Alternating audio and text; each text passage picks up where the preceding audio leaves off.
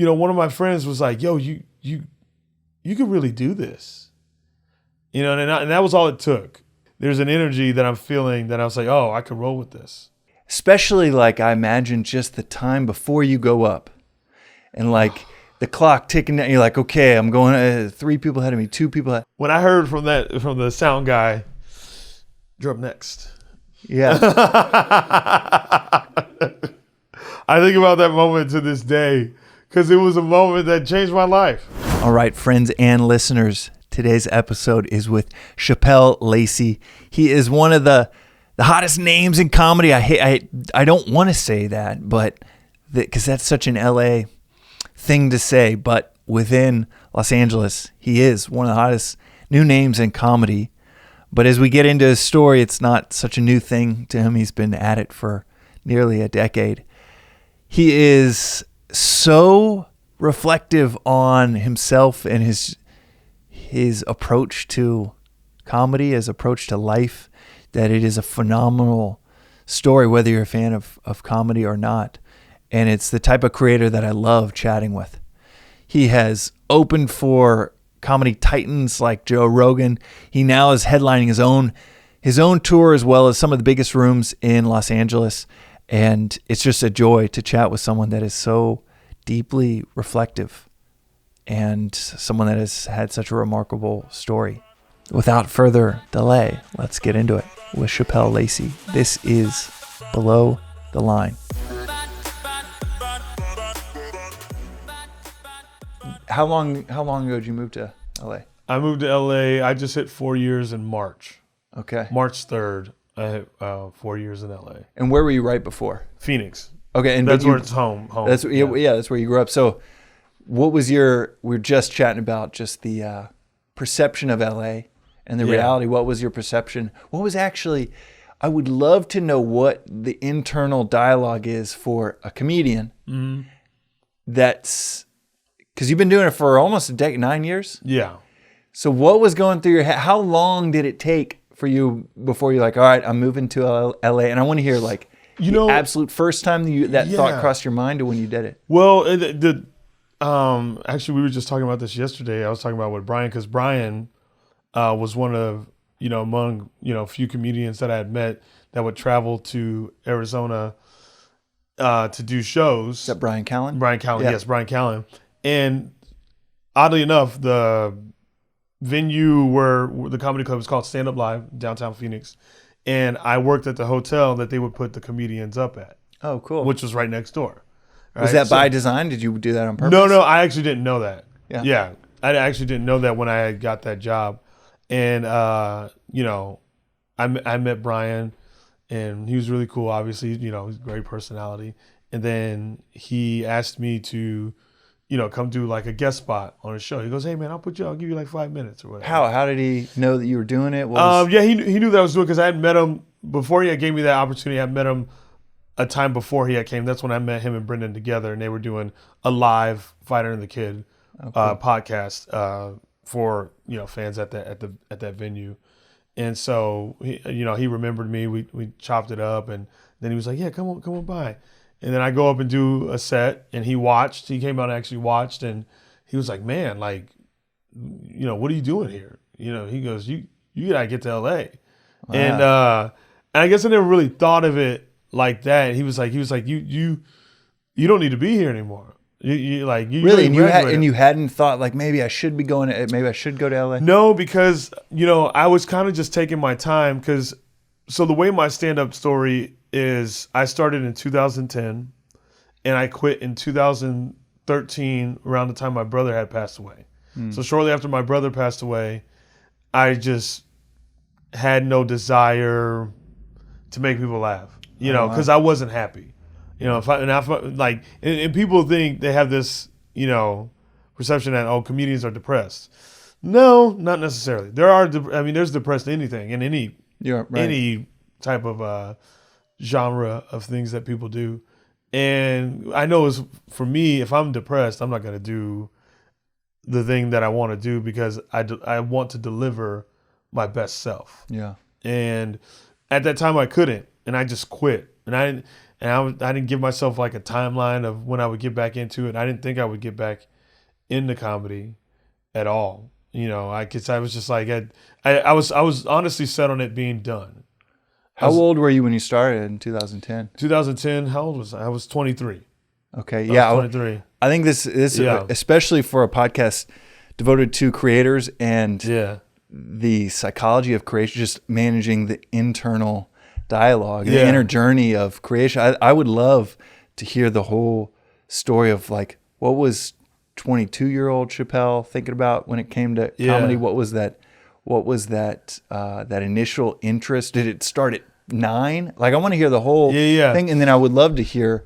So the comedy thing for me was never a thing that I ever wanted to do or knew that people could do. I didn't think anybody could just do it.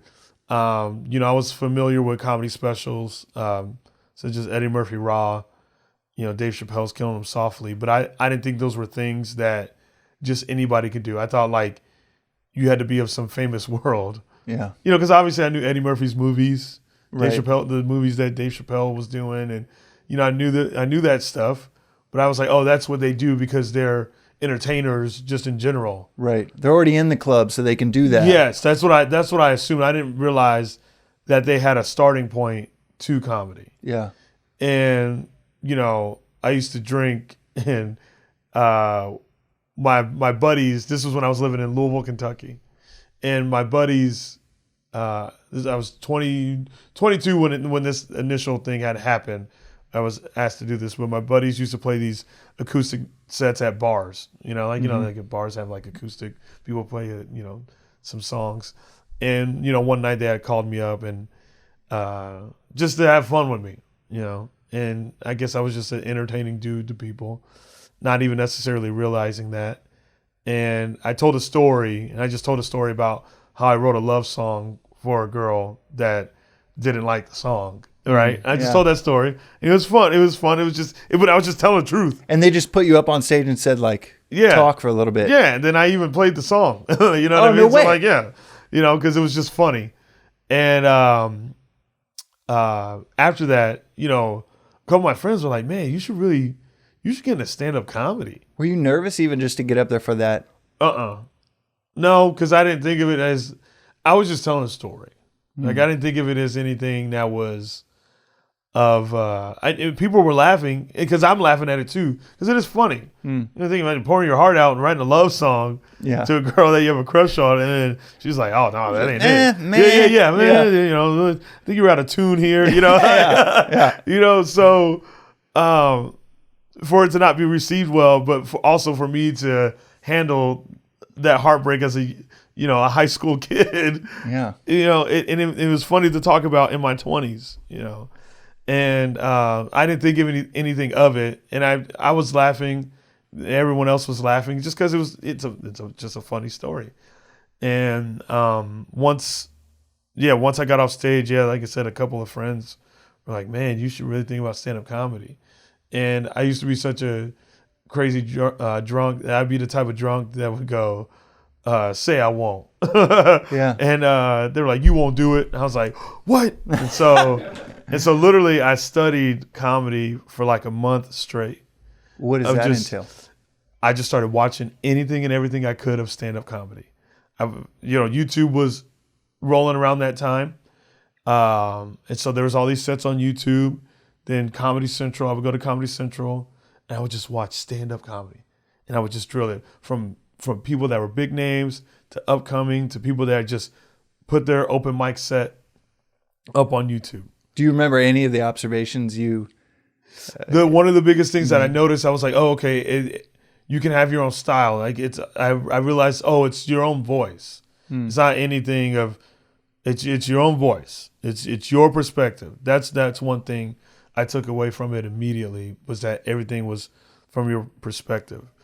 And so, then you go, where do you start? You go, what am I gonna say that is funny? What am I gonna put out there that I could just deliver so I just talked about things of my life, you know, because I was like, that's what I know better than anything else. I don't have any hot topics on, you know, I don't know any hot takes on politics, or pop culture or anything of that nature. So I'm not gonna try. And I tried, and early on I did try to talk about that stuff, and I immediately stopped doing it because I was like, there's no authentic connection to this.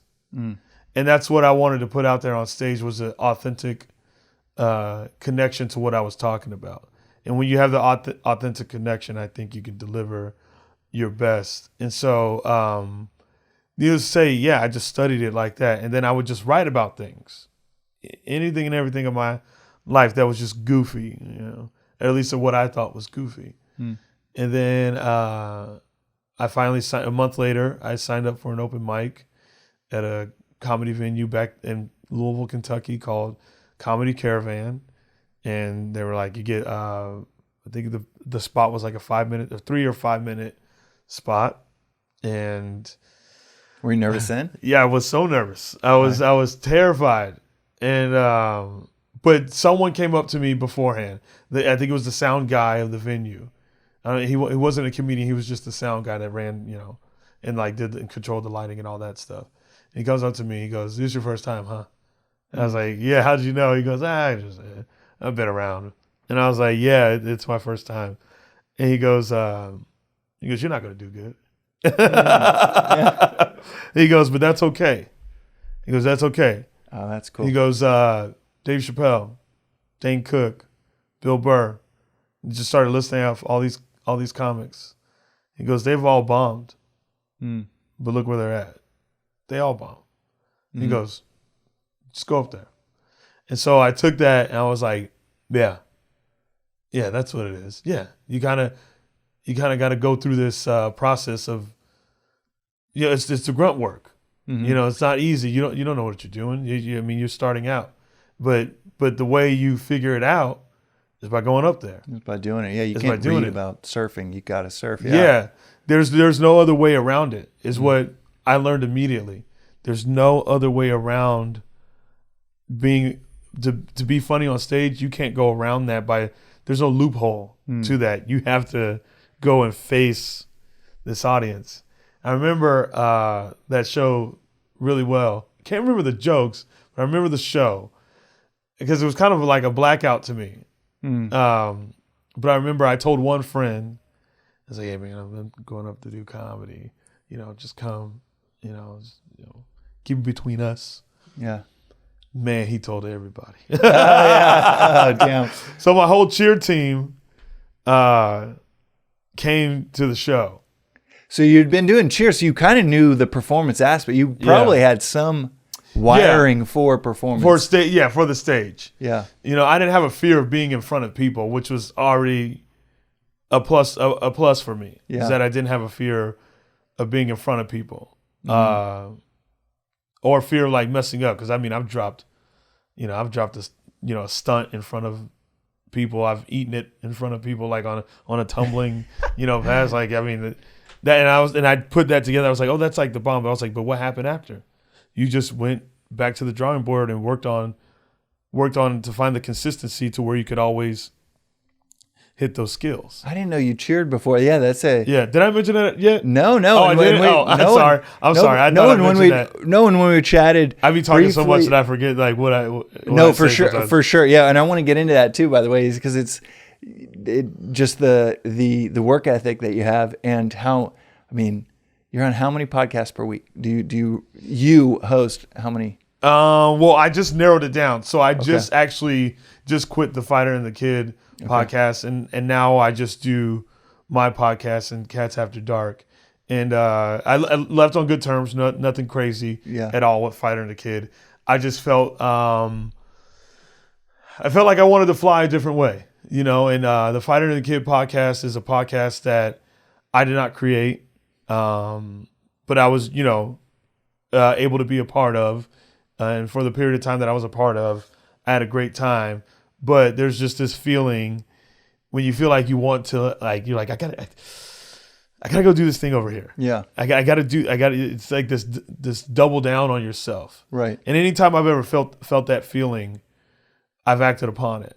Double down on yourself. Just double down on myself. And anytime I've done it, I've always seen great result from it. So it's like I made that right choice, and then like when I feel it, you gotta take that jump. But anyways, back to So 23, you did the 23, did the open mic, did the first show, and people laughed, and one of my friends was like, "Yo, you could really do this," and that was all it took. Was just, but I already had felt it, but for a friend to go, "You could really do this." Obviously they didn't have any specifics about the jokes because it's early on. They're not like well polished jokes because it was literally the first time ever getting on stage. But just to know to hear my friends say that, but also to feel what I felt on stage and like kind of just I was blacked out, but there's an energy that I'm feeling that I was like, oh, I could roll with this. Were you blacked out drunk, or were you just like blacked out like kind of like deer in headlights? Holy shit! Deer in the headlights. Yeah. I can't. That's especially like I imagine just the time before you go up, and like the clock ticking down. You're like, okay, I'm going 3 people ahead of me, 2 people ahead. When I heard from the sound guy, you're up next. Yeah. I think about that moment to this day because it was a moment that changed my life. Wow. Yeah. It was a moment, you're up next.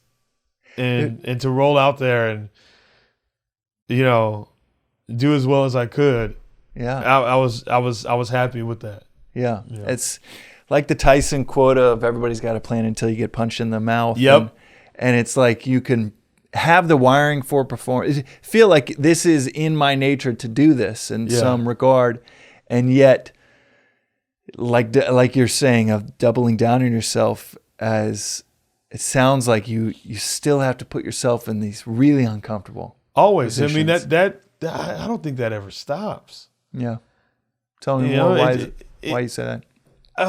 Just as I've grown through, all the things that I've been through in life, like when I like I told you about my brother passing away, it puts you in a position to where you're walking through life. I found this new love for stand-up comedy, and I'm starting to feel this groove of my individual self, and I feel like I have something to hold as my own.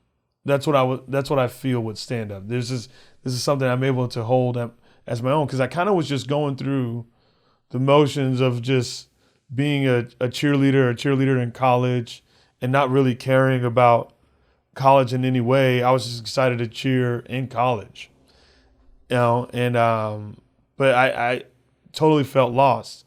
What did you think you were going to do? Like professionally? I honestly had no idea. I had no. Gosh, man, that's a good question because I don't think I ever really thought about that. Really, like 23-year-old you, a week before, a month before, doing stand-up. Like, did you think like, okay, maybe I'll go work the Jamba Juice? I think I was just so comfortable with being a cheerleader that I didn't think about anything else. You could coach. And were you in college then at 23? Yeah. And man, it's a wonderful question. Yeah, I never really truly thought about that, but I don't think I really had a desire in life to just do anything. I think it was just existing. And not that that's what I wanted to do. I think that's just what I was doing. And I think a lot of it is because my head was so wrapped up in my childhood and the way I grew up. Do you mind telling? No, not at all. To start off with, so I lived with my biological mom and and I had a stepfather, and my stepfather was very abusive, and so, and then eventually I was adopted into a family in my teens, okay, and going through that as a kid, you just feel like you're kind of bouncing. I felt like I was bouncing. I didn't feel like. And the bouncing was out of my control. Yeah, like you're never in the driver's seat. Never in the driver's seat, ever. Never felt like I was in the driver's seat for anything. I did cheerleading, and I was really good at that. I did skateboarding, I was really good at that. you know, playing guitar. I did these things that were really cool, but I don't think there was a passion. I don't think I ever had a passion. And I think a lot of it is due to, I was always thinking about this fact of my childhood of, man, that's how I was treated. And then the transition into moving into a family that I wasn't born into, but my siblings are still in that house, you know? So it's like all this stuff is playing in my head. Yeah. And I felt like a strong guilt, obviously, because I was like, man, my siblings are It's like still survivor's there. guilt. Yeah. You know, I was like, man, I'm living in this nice home with these great people, wonderful, wonderful, wonderful people that I'm still connected with today. You know, they still, you know, call me their son. My sisters still call me their brother.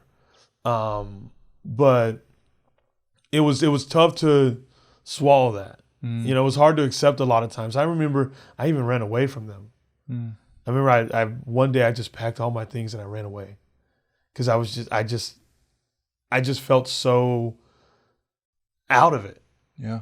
And I was just like, man, I was like, I felt guilty having this nice home, you know. How many siblings were back at biological mom? 4 of them, 4 of my siblings. Oh, wow. Yeah.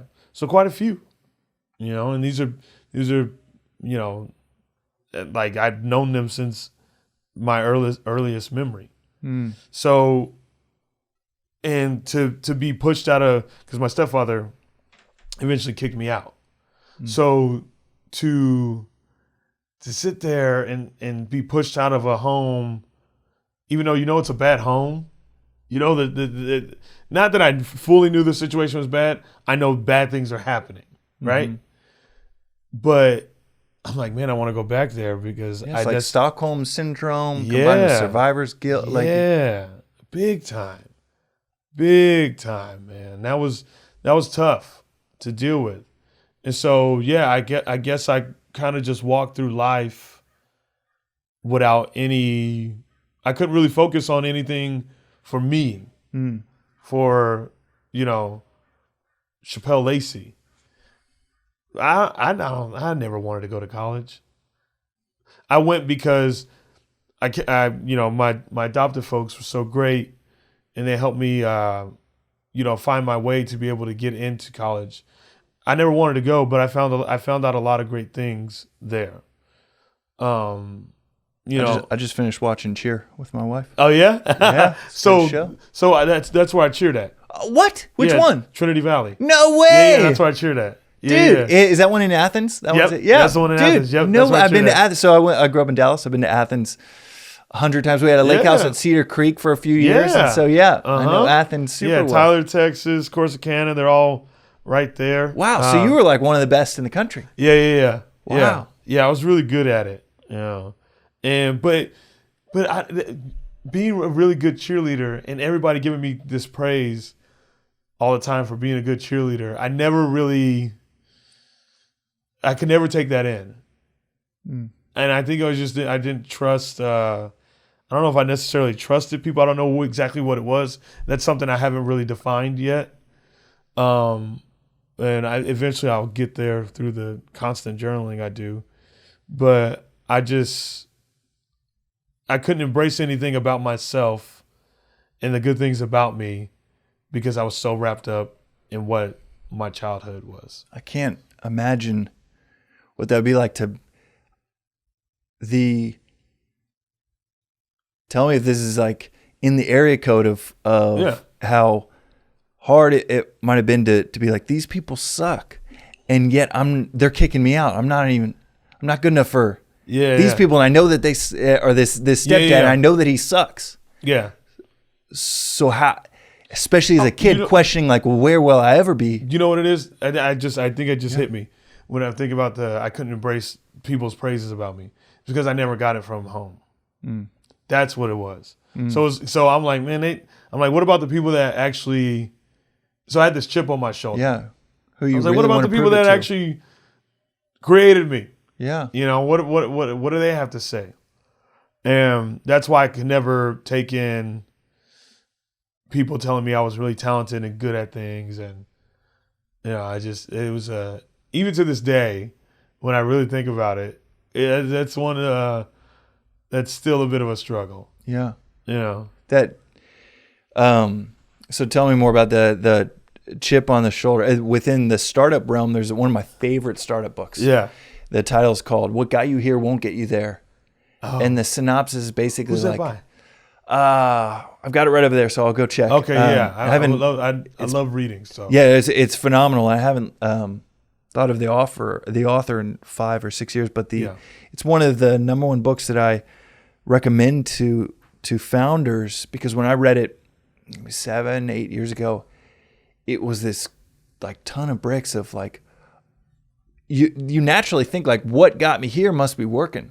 So I got it. That's my strength. I got to keep doing that. Yeah. And the whole concepts, the synopsis of the book is basically like in business and business leadership, what got you to this point is usually through the exact opposite skill set that then gets you to the next point of chip on your shoulder, heads down, blinders. I'm going to outwork everybody. It's about my individual contribution.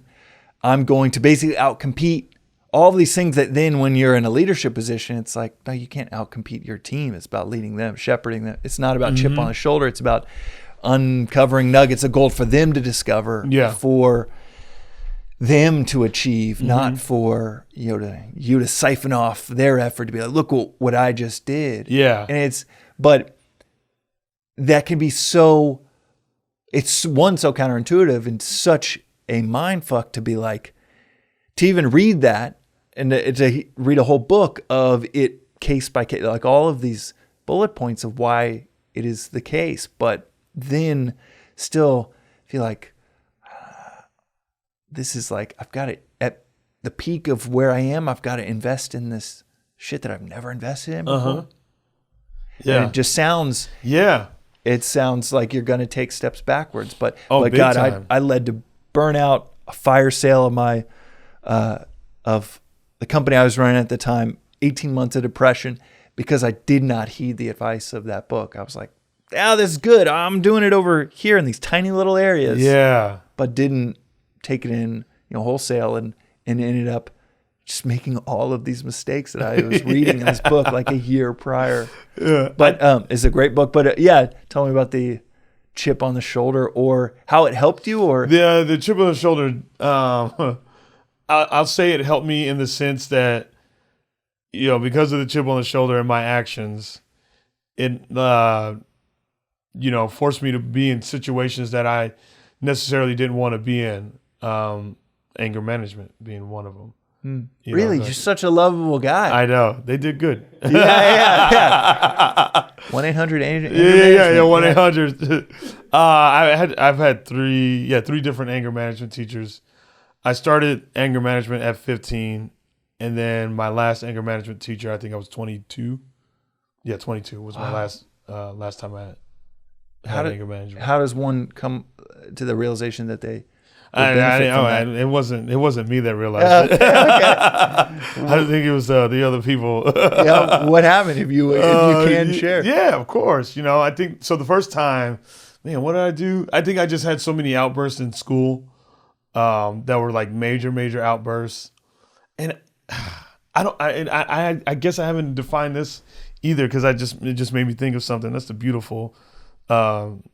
of dialogue, right? Is you start to figure certain things out and things pop up in your head. But I tried to fight my teachers. I was about to get in a fight with this kid, and he just kept making fun of me. And naturally, a lot of people did, because I was a black kid that loves punk and hardcore music, and a skateboard and all this stuff, and it wasn't a common thing, and so people would make fun of me about it, and I hated that. And so I was about to fight this kid for saying something. Then some teachers tried to grab me, and I just started swinging at them, with all this, like, of course I missed, but thank God. Thank God. Yeah, I know exactly. Yeah. I was smaller around that time, but thank God I did miss. And I think I had another anger outburst in a classroom where I kicked over a desk. I was about to charge a kid, and then I don't know. What's crazy about this situation is I felt like security was just waiting by the door because they came so fast. I was like, they had to be outside the door. And then the principal at the time, he sat me down and he was like, I'm not going to suspend you. He goes, you enjoy that. He goes, you're like, he's like, what did he say? He goes, it's like a vacation for you. And I was like, well, naturally. But he's like, I'm going to put you in anger management. You'll see what that does. And the first time I went, this was 15 years old. It was tough because it was through the school. It was at the school. And I don't know how much they could really ask. And not to discredit them, but I think they just couldn't dig into my life the way it needed to be dug into. So they kind of just kept it surface level. Eventually I stopped going. When did you even know that there was a lot to dig into? Like what? This wasn't at until 15. Did you know? Like no. Shit I didn't realize that until later, to like the other anger management teachers I had. So at what age? So are you saying at 15 you were kind of like, yeah, this is life, and you didn't think there was much to dig into? No, I was like, anger management for what? I was like, this is what I do. Yeah. This is how I roll. Yeah. What are you talking about? I was like, doesn't everybody do this? Yeah, right. But here's the thing. That's all I knew. All I knew was to react with violence for anything, because that's how it was at home. Everything was, if anything was bad, it was through violence. It was solved through violence. So that's all I knew.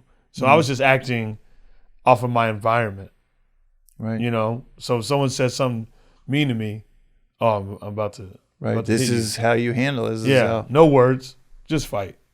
That's how I thought. I just thought this through violence, and so the second and third time I went was in college to anger management, when I was at TVCC, when I was at Trinity Valley, and I remember the first one was the second one, Miss Berry. Shout out to Miss Berry. She I remember I walked up in her class and I was like, I just had this like just I'm like, I already did this. Yeah, I've eaten two of you before. Exactly. Exactly. I was like, I already did this. Yeah. And she was like, oh, have a seat, and I was like, okay. That little ding is the sound of cold, hard, digital, invisible cash going right into your pocket. And by pocket, I mean your digital Shopify account that might be on your phone in your pocket. At least that's the case for us in Magic Mind. Shopify allows you to go from first sale to full scale, and it has for us. Magic Mind has one full-time employee, and we've gotten to 5 million in annualized sales using Shopify. Me, William, amazing GM, and Shopify. It is the no-brainer for any e-commerce stack that you've ever thought of. If you're selling online and you're running into issues left and right, Shopify is a solution. If you're thinking of selling online, it is the dream scenario of being able to get your first sale, scale to millions in sales. And we haven't done this yet, but when we do move into physical retail, when we move into physical shops, start building our own, you can actually go from online with Shopify to offline with Shopify, and everything is in beautiful little dashboard on your phone. I love checking it. You can check it, as you're going to sleep. You just open it up and see your exact sales for the day. You even see tips on how to improve conversion rates, improve your store.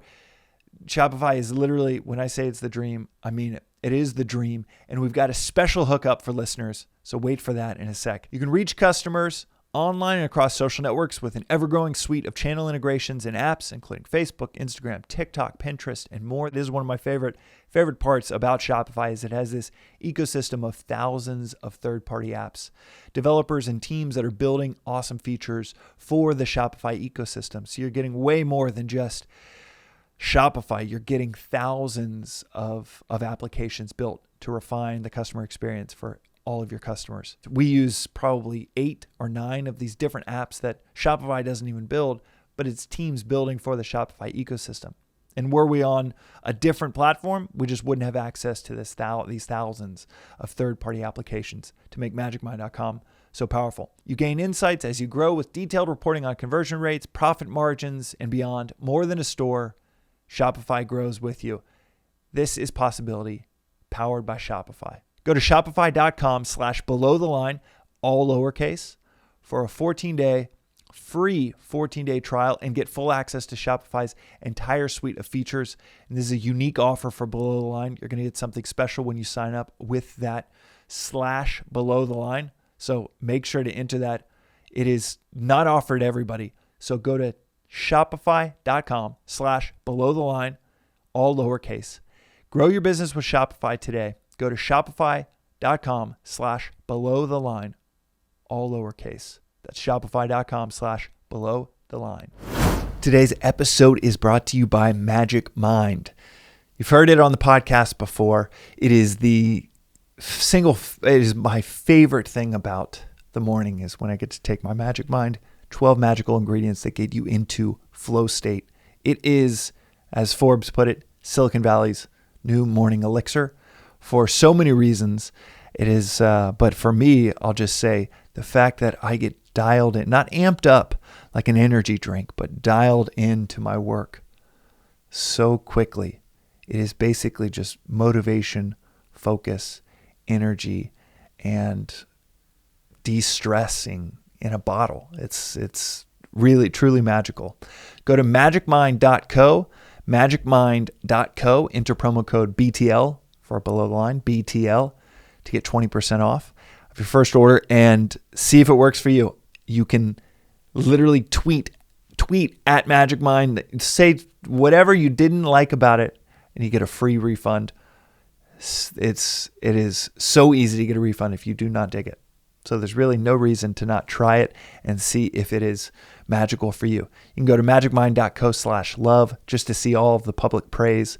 Pete Holmes, the famous comedian, he doesn't stop tweeting about how magical Magic Mind is for him. So you'll probably see that if you look it up on Twitter. But if you've never tried it, go order it. It's promo code BTL for Below the Line to get 20% off. And again, you get a free it's easy refund if you don't dig it. Magicmind.co and start making magic. And she's like, "Oh, tell me about yourself." And no one had ever asked me that before. It hit me. I was like, no one had ever asked me, "Tell me about yourself. Really? What are the things you like?" I was like, "What?" It caught me off guard. It really caught me off guard. I've never been asked that. Up until that point, I just never been asked like, what do I like? What am I into? You know, I never talked about the things I actually liked. I just liked the things that I liked, and that was it. I had never expressed it to anyone. You know, I couldn't express it at home. You know, because I was made fun of for it. You know, the things I liked. But meanwhile, the first thing she did was, "Hey, we'll just have a conversation." Power of dialogue. Yeah, power of dialogue. She was like, "Well, tell me about yourself." I was like, "Oh, wow." I was like, "Well, I'm a cheerleader here on campus. I love music. I love, this, that." She's like, "Oh, you love music? Oh, what kind of music you like?" And I was like, punk and hardcore and, just, listen off things. She's like, "Oh my God, wow, that's amazing."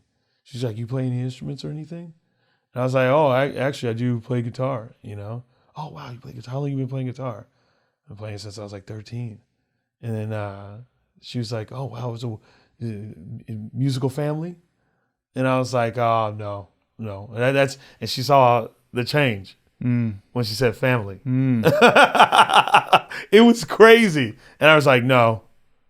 It just, because I was talking about something, I was talking in a way. And then talk about, Yeah. I was like, I've been playing the guitar since I was like 13. And, musical family? No. And just kind of a dead, and so she caught that. She was so smart. And I was like, "Oh, wow. Okay. So, where does it come from?" I was like, "I don't know. I think I just organically found it." And then she goes, "Wow, your siblings, play anything?" And I was like, "No, I'm the only one out of my siblings." I mean, she saw the face change. like she saw these things like just change, and like the body, my body language just kind of, tense up. It was cool. What was going through your mind when she was everything. asking that? Everything of my childhood, everything. And I never talked about my childhood ever. I was when I got to Miss Berry, I was 20. Yeah, I was 20. And I never talked about my family to anybody ever. No one at that point. And she's like, do your parents like music? So he's asking these questions. And I was like, yeah. Immediately just like, and then she goes, what was your childhood like? And I was like, oh my God, lady. And then I just started bawling. She just pulled it out of me, right? And what were some of the things you would tell someone that you wanted to tell someone about your childhood at 20 or 21? What would I say if anyone asked about my childhood? Yeah, when people what would you want to say when you look back of the things that you like? These are things I wanted to say, but because you mentioned that no one had asked you about that, mm-hmm. and even when you say that, I can tell it was not only meaningful that she asked, but there was like things that you felt you wanted to tell.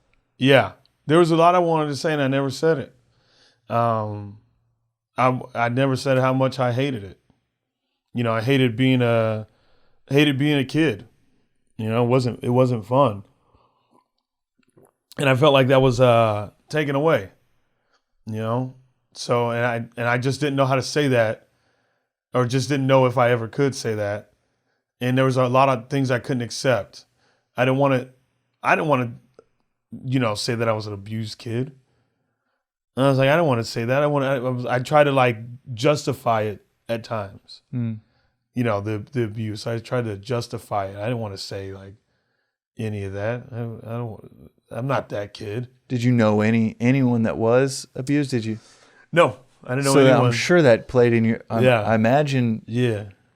20-year-old you was like, dude, I don't know anyone like this. If I don't know anyone like this. I'm gonna sound like I'm broken goods. Or yeah.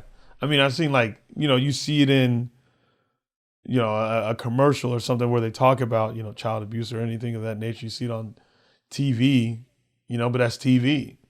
That's not. I don't know anyone right around me that dealt with anything like that. So, just those simple questions and getting into the family. And then she broke down something. She was like, you know what PTSD is? And I was like, oh, that's for people, veterans and stuff, yeah. Army, Mm-hmm. She's like, you have that? And I was like, no, I was like, that's, and I was in such denial. I think I even was like, that's for the people that fought for, fight wars and stuff like that. Yeah. Those are for that's their thing. You know what I mean? And she's like, she said, it's okay to say you have it. And then she broke it down to me. And when she was breaking it all down, man, all this stuff everything just came out. Everything. I just spoke about everything. It was crazy. And I never done that before. That was the first time I ever talked about my childhood to anybody. Otherwise, I was just a mystery to people. I was just such a mystery. Like I kept everything in, everything, which is why I would release and outburst in such a big way. I just kept everything in. And,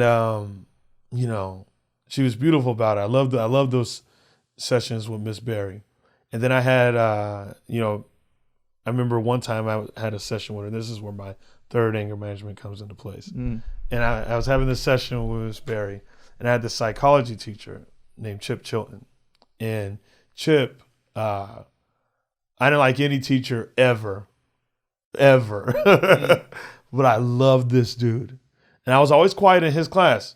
He was the only teacher where I actually, when he spoke, or just him teaching in general, I never said a word. I was just very attentive to what he was saying, right? And I remember one day he walked by when I was in my session, and there's this thing that I would do with Chip. Before every class started, I would shake his hand. I'd go right up to him and shake his hand. Just because, and I never said why, and I was always kind of, I never talked to him or anything like that, but I would just shake his hand, right? And he such a jolly personality he has, always very accepting of the handshake. And it wasn't like I came up to him and was like, "Hey, Chip." It was just, very. Why do you think you did that? Why do you think? I don't know. I think it was maybe it's just because I liked him, and it just maybe I just thought he was moving, very moving teacher.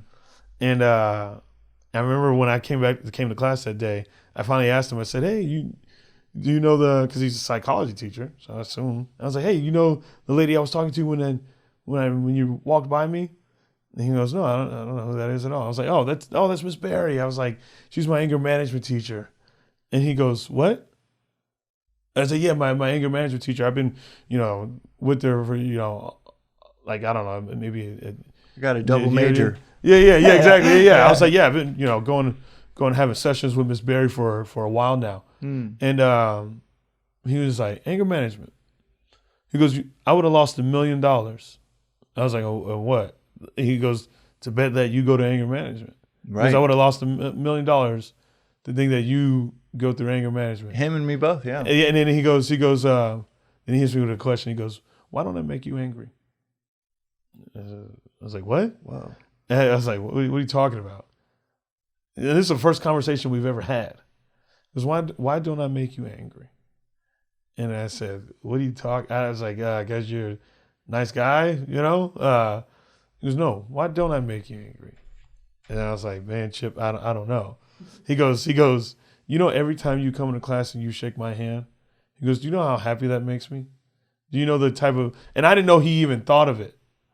I think I thought he was just going through the motions of this kid just shakes my hand every day. Mm-hmm. You know what I mean? Mm-hmm. I didn't think it meant something to him. I never knew that. I never knew that I could make someone feel happy about something in a positive way. I didn't know. I was like, when he was saying this stuff, I was like, my brain kind of was just like, what, being rattled. And he goes, "I want you to go home, and I want you to think about why I don't make you angry." And man, I remember, because it was the weekend. I remember it was going into the weekend, and I remember I spent that weekend thinking real hard as to why. And I can't believe he actually got me to do it, because you couldn't even get me to do homework. You know what I mean? But he was the first teacher to get me to like go home and like think about something through the weekend. Yeah, it's for a weekend. A weekend. I was sitting here thinking, what? I was like, man, I don't know. I can't think about why this guy don't make me angry. And I remember, the top of the week, I was like, "Hey, Chip, I don't know." And then he was like, "All right." He goes, "All right, this is what I want you to do." He goes, come to my office at lunchtime. I was like, "Okay." He goes, "No pressure. No, this is easy." He goes, "This isn't doctor to patient. This isn't teacher to student. We're just going to become friends." I was like, "Okay." I was like, "I can do that." And I remember, going in his office and, he had guitars. He had all these items, all these collector items of just things he collected, everything, And I was like, wow. But like, it wasn't like scattered room. It was all well placed. It wasn't like a dirty office or anything. I'm like, man, this is dope. And I didn't even remember I picked up his guitar and, I even played it or whatever. And he was like, "You're the first student to ever touch that guitar." He was just like impressed. And then we sit down and again, "Tell me about yourself." And I was like, "Man, I'm liking this question." Yeah. And I just told him, "Yeah, man, a cheerleader on campus. I love punk and hardcore. I had my I had my spiel. Yeah, I had right. what I would say, where I kept it surface. But these I mean, obviously their profession is they could catch things through the surface. And so he goes, "Oh, you like punk rock?" He goes, "Tell me some of your favorite bands." And I was like, "Man, you're not gonna know." I was like, "You're a teacher, man. Like, why would you know this? You know?" And he's like, "Try me." And I named one. And not only did he tell me about that band, but he told me about other bands that were part of that same era. And I was like, "Oh shit." I was like, "Wow." I was like, "That's crazy." And then I was sold. I was like, "Oh wow, this is the dude," you know. And he basically took things about me and things that I liked, and figured out who I idolized. I love Henry Rollins. Henry Rollins. He was lead singer of Black Flag punk rock band. Then he was lead singer of Rollins band, but he does a lot of spoken word stuff as well. He does all spoken word. He's acted in a lot of films and stuff, like old school punk rocker, but it's really, turned his life around and does a lot of great things. And he took these things about Henry, because Henry was also an angry dude and is an angry dude and full of anger. And he was like, "What?" He goes, he helped me like follow his like story. And he goes, "Watch how he transitioned from this angry person of like, intensity to being able to use his words, to be able to calm down and use his words and find intelligence, to read, to learn, which helps. Yes, which he's found a way to express himself from that. And that was the thing that got me on the path that I'm still currently on, of just constantly learning, staying curious, and always self-reflecting. Yeah, tell me about the journaling that journaling was or any of the mechanisms that you've learned over the years. Journaling has been the one thing where it helps me always act with logic and not emotion. That's the thing that journaling has done for me. When do you do? Do you have a set time around the day? Top of the morning. I wake up at 6:30 every day. I, get ready, shower and stuff, and I usually head out about 7:30 and hit a local coffee shop around 8. And I usually just journal. Yeah, from till I have to go do a podcast or anything of that nature. Usually is how long I'll do it for. And I journal off inspiration. So like, or whatever whatever is let out. So if it's like a page and a half, that's what it is. But if it's 10 pages, then that's what it is. I don't try to force it anymore just to be like, I need to journal this many pages. Because if I do that, I'll go crazy. And it's kind of hard to journal that way. I kind of go off the energy of what I feel about the specific thing that I'm journaling about. Yeah. But, usually if it's a short journal, then it's like usually some type of reading of some nature to kind of just keep the brain going. But yeah, that's one thing I discovered is it's where I can be 100% honest and understand that honesty and understand how to use logic out of it and not just off of emotion. That's where I let out my insecurities, what I'm angry about, what I'm sad about, what I'm happy about, things I want to do. It's literally anything and everything that I can think of is let out in that journal. And that's been a process. It's the process got stronger once I moved to LA, because when I moved to LA, I think I noticed there was this thing of a type of hunger in people in LA. And it was a different type of hunger that I'd never seen before, because it doesn't really happen in Arizona. Because everyone that usually comes to LA, they're trying to be something of the entertainment world, something of the industry. And I would watch people go about it in ways that took away their authenticity. Oh, and interesting. It took away their authenticity, and also they stopped being a person. How so? Because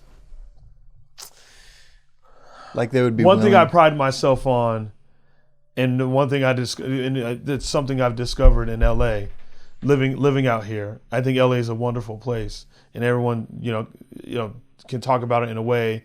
But I'm like, you're talking about a specific type of person. There are real people here. I'm not saying these people, the people are fake. I'm just saying you have to have this. I like having a clock in and clock out, right? I like doing things that have nothing to do with comedy or podcasting or anything of that nature. I like to do, I like to live a life.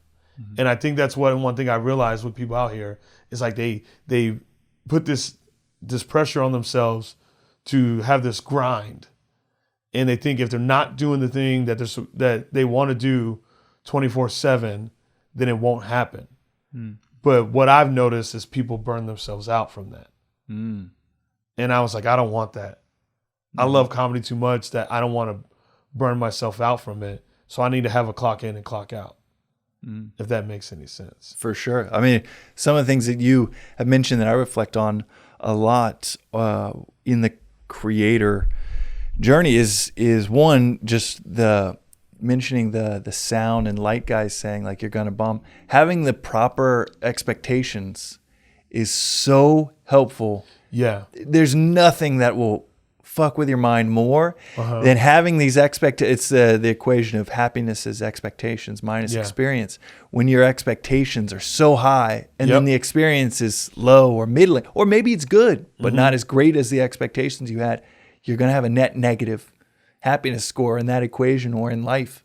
And that proper assessment of expectations when starting out, going up on stage, but also when starting out with creating a startup, it's like, all right, you're not going to see signs of life for 16 months. And you have to understand that. And you got to understand that, because if you try to expect it in 90 days, you're like, oh my God. Well, that was I just quit my job and it's going to be amazing in 2 months. It's like, no. That's what I noticed when I came to LA.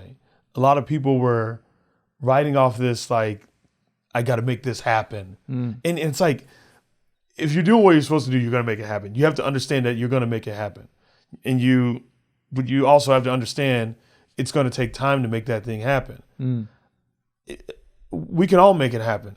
Anybody and everybody can make it happen. But it's understanding, it's being realistic about it. Yeah, you can't force a tree to grow. I can't just go on stage every night and that just be it. Where's my self-reflection? Where did I reflect? Where did I take the time to sit and do something that had nothing to do with comedy, to talk to a friend that wasn't a comedian? I think about my last job before I went full-time comedy. I worked at a hotel. I worked in hotels. Like, that was like my thing, but I worked in a hotel out here. And I remember just the appreciation of being there because it had nothing to do with comedy. I loved it. I remember there was this guy I worked with who helped me understand how to work on my credit score. And this is the dude that worked at the hotel with me that just loved his job and he loved to travel. He didn't want anything else more than that. And he worked his ass off, to do the things that he wanted to do. And I was like, that's dope. But this is a dude that's not of the industry that I could talk to, and just it's a person, and there's no ulterior motives at times. It's just like, hey man, I just like to work and travel, and the simplicity of that is beautiful. I admire that, and I pride myself on really trying to keep that attachment of living a life. Yeah, there's I'm not saying I'm not living my life when I do comedy. I am, but also, when can you sit down? When can you play with your kid? Or take the missus on a date.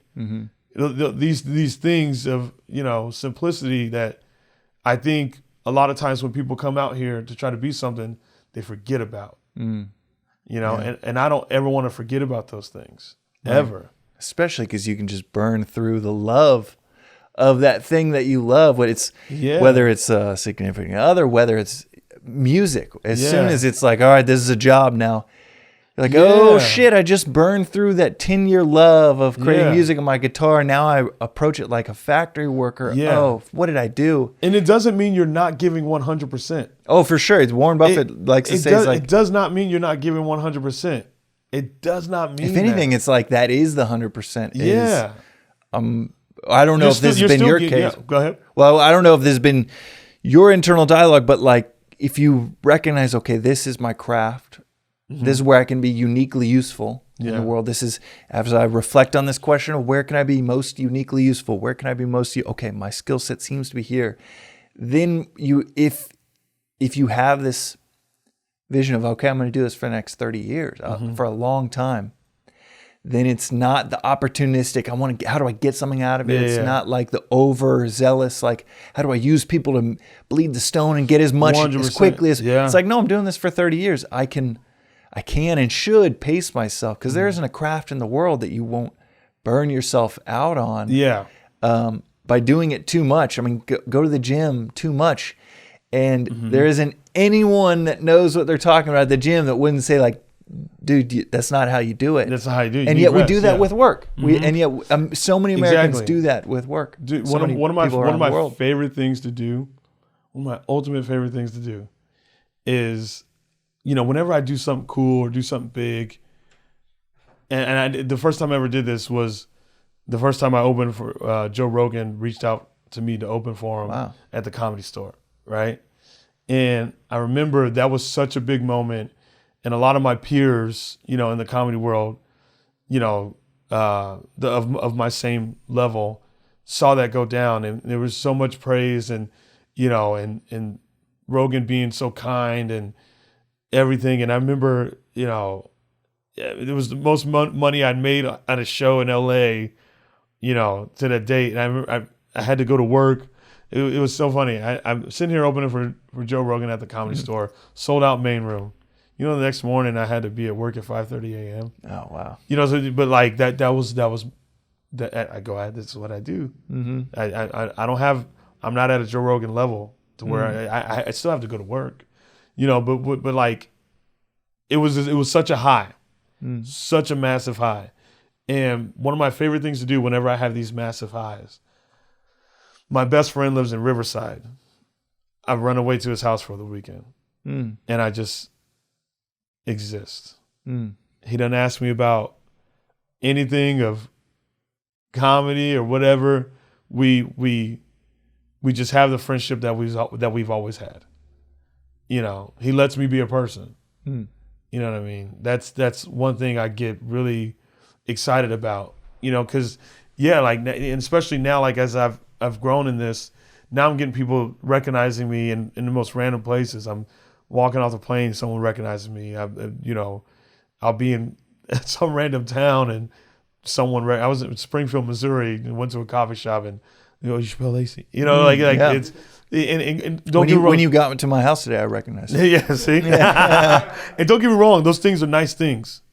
But I don't want that to be the thing that I drive for. Like that, I don't want that to be the thing that I drive to hear people, praise me or whatever. Where did you learn these extremely mature pieces of wisdom to navigate? Because you touching on the patience part of things. Patience, I like to think of as it's complete trust until it's complete knowledge. Meaning, like, patience is like, all right, people just say patience is key. Let me just trust that. Sometimes completely, sometimes blindly. But really, it's even better when you know it's complete knowledge of like everyone's story when you really can peel back the curtain, see their story. It's like, that shit was 10 years in the making. That was 9 years in the making. Yeah. That was 14 years in the making. And you realize, through knowledge, it's like, I have to inject patience into this because this false notion that I had or my roommates have or my friend has of like, it's going to happen within 12 months is not only destructive to your mentality, but just so wrong. But between the that patience side of things, the expectations side of things that we touched on, where did you have a mentor that was helping you with any of these things? Man, I don't know exactly where that found that as much as I guess, just being observant and really watching the way others work, you know, and mainly protecting my sanity, because I was like, man, I know the things that make me go crazy. Yeah, what are those things? You know, like overworking myself, staying on something that I can't figure out, and not and moving and stepping back from it. Hanging around, and I don't like to hang it. One of the things I don't do is, like, when I get off stage, I leave. You know, as soon as I'm done, like mainly around town. Obviously, if I'm on the road, like I'm doing meet and greets and stuff like that, you know, because these are people that are actually, you know, coming out to see me. But like during like shows in town, like you kind of just running sets, you building your material in town. But yeah, Why do you do that? Why do I leave? Yeah, why do you leave? Mainly because I want to clock out. You know, I'm done. I did the thing, and all the people I see, like, it's not like I don't respect those people. That's not the thing. And also, when I've noticed, like, hanging around, like, I don't like feeling like I'm trying to, like, oh, who was here that you know, any industry people here or anything of that nature, or like I don't like to and not necessarily I'm not disrespecting networking. Yeah. Because I think that happens. But my personal thought is, I go, if I did as good as, you know, if I did really good, someone will reach out. They'll reach out. If they really want to get a hold of me, they'll reach out. Yeah. You know, and it's not it's not of arrogance. It's just, I don't do well in those situations. I am a bit of an introvert when it comes to groups and talking, and, you know, and just hanging in those kind of environments. You know, it's like I already did the thing. I was like, let me just kind of, you know, just kind of get my way out of here, go home, reflect. And it's my favorite thing to do, because there's just like this, I don't know, this relief, and to be able to have this moment of a thing to myself, and to sit there and just think about what I did and understand. It's like, okay, what was it with that set that didn't work or whatever, blah, blah, blah, you know, and then once I'm done with that, I can just lay down and go to sleep and wake up and start the day again, you know, and head back to the routine. But could you walk listeners, and actually it seems connected to the observation you had of a lot of folks in LA that don't clock in, clock out, and burn themselves out. But it seems like that inauthenticity was also, not only are they going to burn out, but also that you said they lost their authenticity. Yeah. You think that's at risk when you come off stage and now you're like, I want to be this for this person. How can I be this for that person? Yeah. Is that what you mean by the loss? Walk me through like the anti-Shapel, the not you. Yeah. Or maybe the you at losing. Okay. At 24 that didn't know these things. Because what I've noticed is people try to find ways to be a part of something, and they'll shift these things about themselves to try to be a part of that thing. Like, some people will come out to LA, and maybe they were the head honcho in their town, and they'll come out here with that same energy. I didn't come out here with that energy. A lot of people also do come out here as if they know LA, like, oh, let me act like I know it, you know, so I can, like, and I came out here, I was like, I don't know anything about it.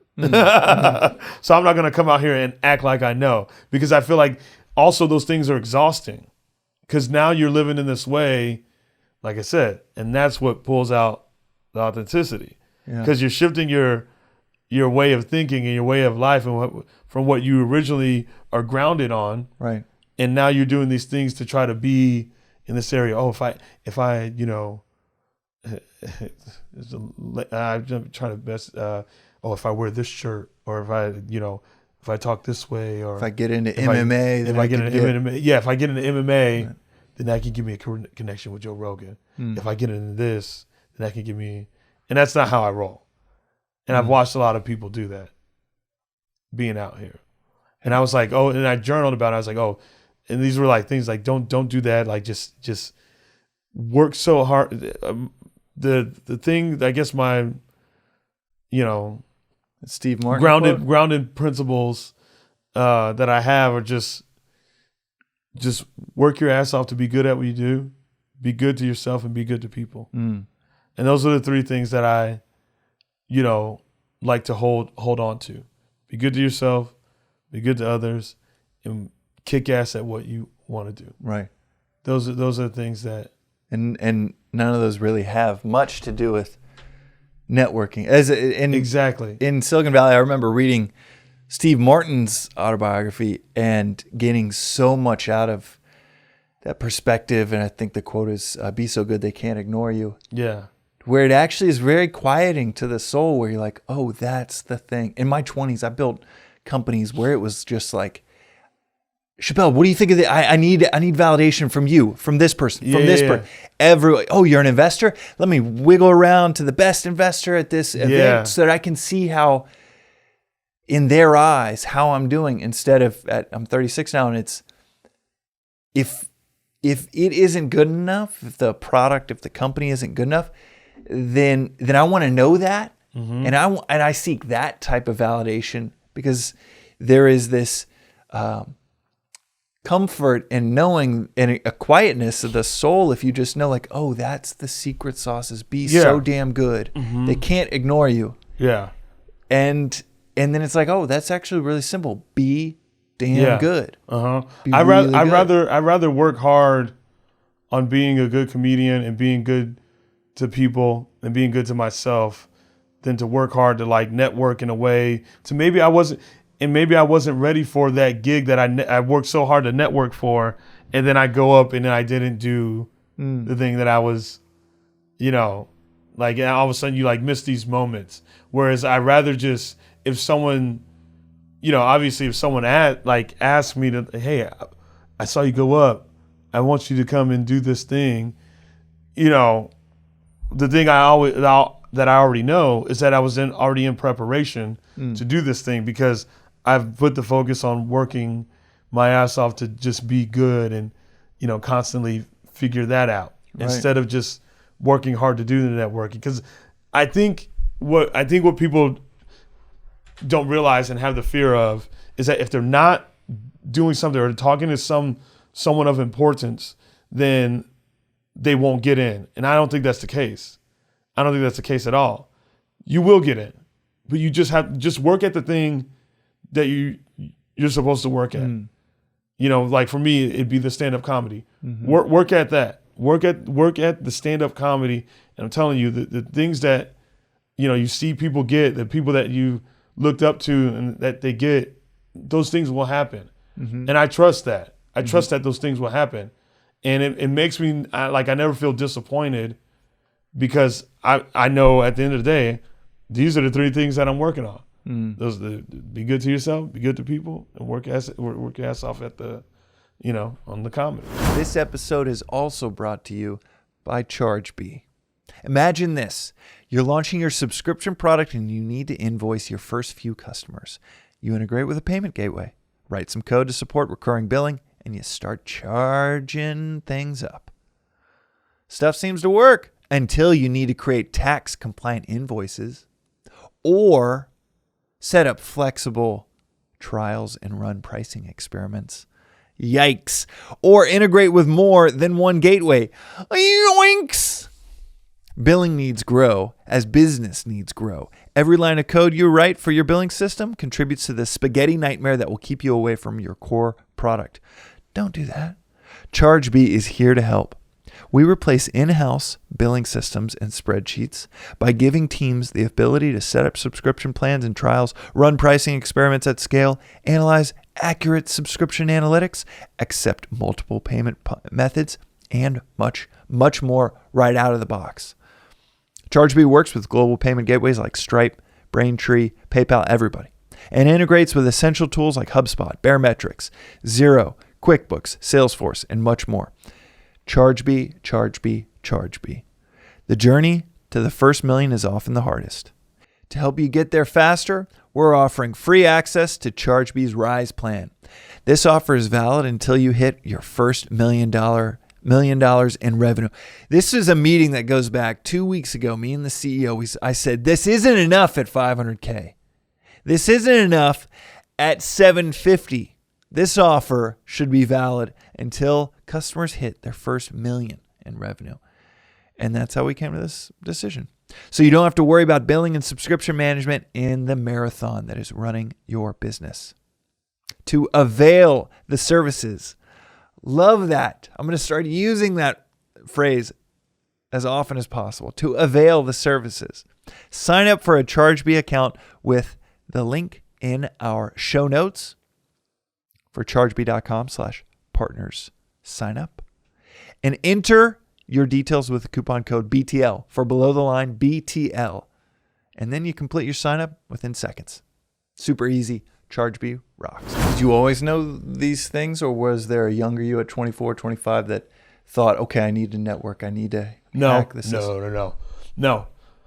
I took that in like, cause, when I thought about cheerleading, I was like, oh, I kind of just got good at it and just didn't really think like, oh, I need to, be around this team and just hang around.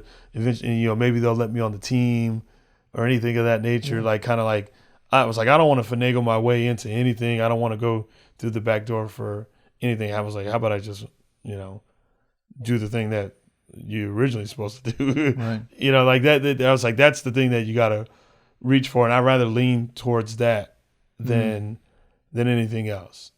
Yeah. Right. Not that I'm saying, listen, people have networked and they've found their way through it. But for me personally, I just don't think it necessarily works, because I don't necessarily like to have many conversations, because I feel like, I don't know, I'm just like, when something's definite, it'll be definite. But if it's not, then I don't necessarily want to have a conversation. Yeah. You know what I mean? It sounds weird, and I'm trying not to sound like it's arrogant, right? No, at all. Well, but I'm just saying that what I've found to work best for me is rolling that way. Mm-hmm. Well, it's in that it's in that vein of this complete knowledge. When you have these like very low fidelity, low resolution stories of people, you can either think like Eddie Murphy. It's like, oh, you get to do that once you're in the club. Yeah. It's like, no, there's 10 years of work and then they're in, but you're seeing them up on stage, not because they were born in anything. Mm-hmm. They just worked their way to it. And when you learn those stories, every single one of them, same with the startup realm. Like, I remember thinking, man, Instagram a year in got bought for $1 billion. That's insane. Mm-hmm. That's what a successful startup looks like. And then learned the real story that those mofos effed up so bad. Yes. They had built 2 companies before. They effed up so bad with Instagram that they had to rebrand it completely. Mm-hmm. It was like they built a company called Bourbon for a year, went nowhere, then took out one tiny feature of that, the filters. And they had messed up so bad, they rebranded completely as this new app called Instagram. Yeah. And then it wasn't even a year, it was a year and a half. But all of these things, like, I look back and I'm like, oh, it's the real stories. It's the beauty of podcasts. You get to hear the long form versions of people's stories. But that complete knowledge, once you actually have the knowledge of like patience, it's not like a virtue. Yeah, that's what it is for me. It's like I rather have the stronghold of patience than impatience of anything else. Like, because I feel like when you're trying to reach for these things and like try to grab at these things, you're impatient. And if you don't have any patience, then it just doesn't necessarily give you a better flow. The impatience and all the constant of trying to like, it's choppy. Have you seen friends in comedy that operate with a lot of impatience or operate with the lack of expectation? Big time. Big time. And what's an example of, obviously not personal details, but like, what's the story of someone that comes to mind where you're like, they were good. Yeah. They actually had talent. I've seen people talk their way into getting a chance to go up at some of the big clubs in LA, and they've talked their way in there, and then they go up there and then they fumble. And they fumbled because they did more talking to get their way in than to just be good. And then that person go, I saw you go up. That was good. I want you to come do a spot, tonight or whatever, next night. You know what I mean? Like that's a cooler story. Yeah. And, Well, and that's how you would want it, I've just really found that to work for me. And it's almost put me in this like weird mystery to people because I do kind of just I go in and I pretty much get out and it's just like, man, he just goes and does his thing and then leaves and but if I did the damn thing on stage, they'll know. Right. And then if it's something they want to pursue it, they'll find me. And I don't know, I just really pride myself on having the patience in that area because I'm like, those things are given. Those come with the territory of this world of what we do. Those big gigs, you're going to get in that club. You're going to get there. You're going to get there. Just have the patience for yourself and just continue to work at the thing. I'm telling you, it's the better result. It's the result you would want. Yeah, it's built on. For someone to come up to you and go, hey, I saw you go up and man, that was amazing. Can I book you next week? That's the thing you want to hear. And I think that's just, I'm trying to really, I guess just from being observant throughout it, throughout being out here in LA and observing it so quick, like the first night I was out, I remember when I first got to LA, I would go to the open mics. A lot of open mics, they're like bucket pool. So you put your name in the bucket and, pull out. Well, a lot of times the person that's hosting the open mic, they put a lot of their friends up, right? They'll put their friends up like, hey man, let me pull my name. And here's the thing. I wasn't getting up. I didn't know anybody, right? I didn't know anybody. How long? But you know what I did? It take? It didn't take that long, honestly, kind of crazy. But you know what? You know what I did? I sat there and watched the whole open mic. Because I would sit there and watch because I was like, you know what? When I get my chance, I'll know what to do. So if I sit here and just watch and pay attention and see how people touch this stage, and then when I get my chance, I'll be able to like go up there and deliver my best. So I take it as like, most people would just leave. They're like, oh, I didn't get up. I'm leaving. I'd sit there the whole time and I would just watch. Because I was like, well, what else am I going to do? I was like, I'm not getting up at these mics yet. And I think just, some of these hosts that were just seeing me sit there and watch the whole show and kind of wait for my time, it just took one person to give me a shot. And then when that happened, that's when things started to flow for me. Yeah. Do you mind? I want to, especially for listeners' benefits, we've had a few comedians on the podcast, but I've never done a real specific deep dive into just what the life of a comedian is like. So I want to ask about that in the here and now. But you mentioned that, was it 2 years off or 3 years off that you took off? So yeah, your brother died? but almost 3 years. And what happened there, and what was life like for when I stopped Shapel? comedy? Yeah, man, that was the first time I, ever. Like I said, when I started comedy, I felt like it was something that was mine, but I was still in kind of blackout mode of life. And after my brother passed, I think that was the first time life had hit me and it gained clarity. Oddly enough, usually you would just kind of fall from that. And I was going to fall. I was, that's why I quit drinking. Because of what it was doing to me emotionally. I had this weird mindset to where I was set on, I didn't want to get close to anybody in the world anymore. It was just too heartbreaking. Things of my childhood, and I lost my best friend in 2009. And then 4 years later, lose my brother.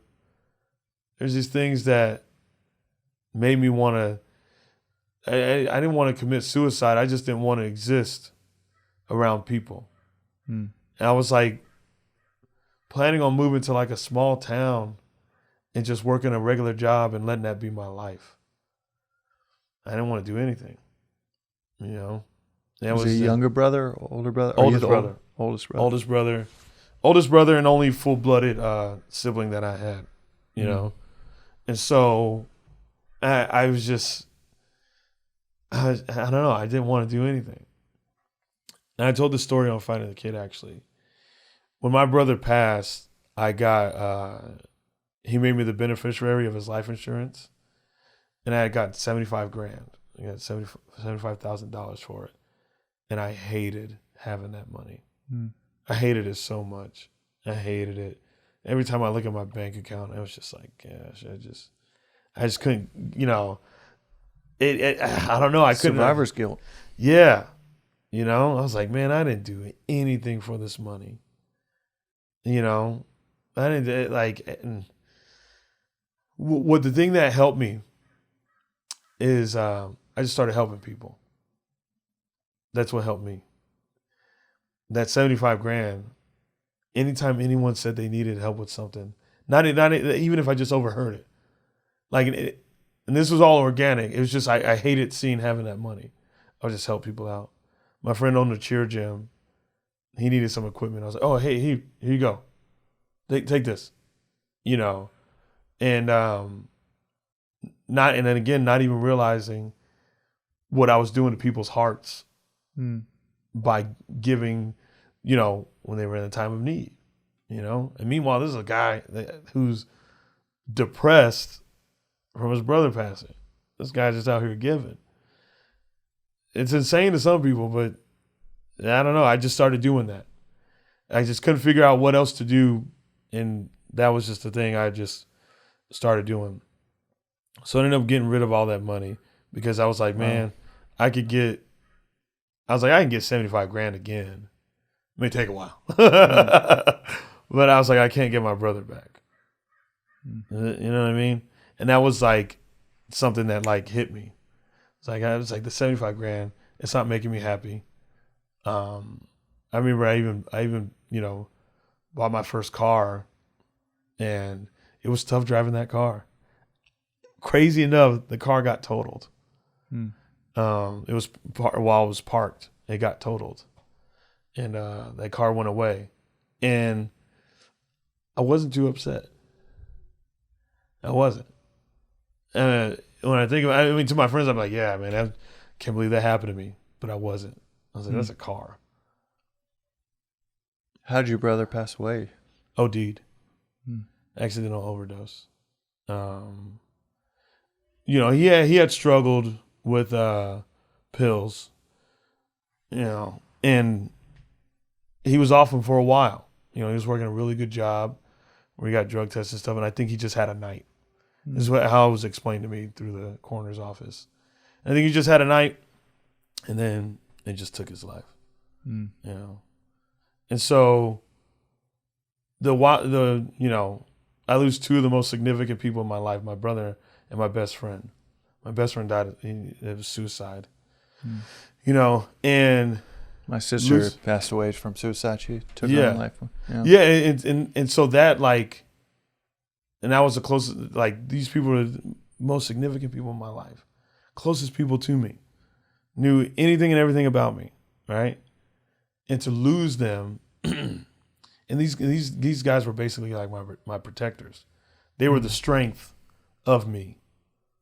And to lose them, man, I was like, what am I gonna do? What am I gonna do? Now I'm the oldest brother of my siblings. Now they're looking at me, you know, for guidance. You know, the beauty of that, it did help me reconnect with my mom. I also reconnected with my biological father, and it helped me to understand forgiveness to my stepfather. You know, all these things that, I mean, it took time. Yeah, how long did that process take? It took a while. The reconnection with my mom was pretty instant. That like, you know, as soon as he passed, it was just like an immediate, like a magnet, you know. And then my biological father, I reached out. So my brother died when I was 26. Mom and I were connected immediately. And then I reached out to my biological father when I was 30. Yeah, when I was 30. When did you feel like going back on? 29. I was like, man, I was like, dang, what was it? Yeah. I'm just trying to remember everything correctly as possible, but yeah. Well, Wild turkey, man. Well, yeah. Hell of a drug. Yeah. This might not be a good proxy for kind of getting back to a place where you felt healed, but and so tell me if there is a better proxy, but when did you start comedy again? And is that a good proxy for when you felt yourself again? Yep. Yeah, that is great.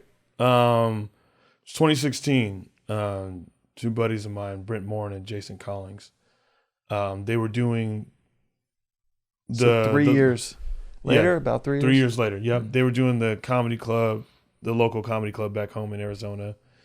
And I remember during that time, a lot of people would ask me to do shows. Like, hey, man, can I book you for... And I would always say no. I'd say no every time. And then I went to go hang out with them and watch them perform. And then they were like, you're going up. And I was like, what? I didn't have time to say no.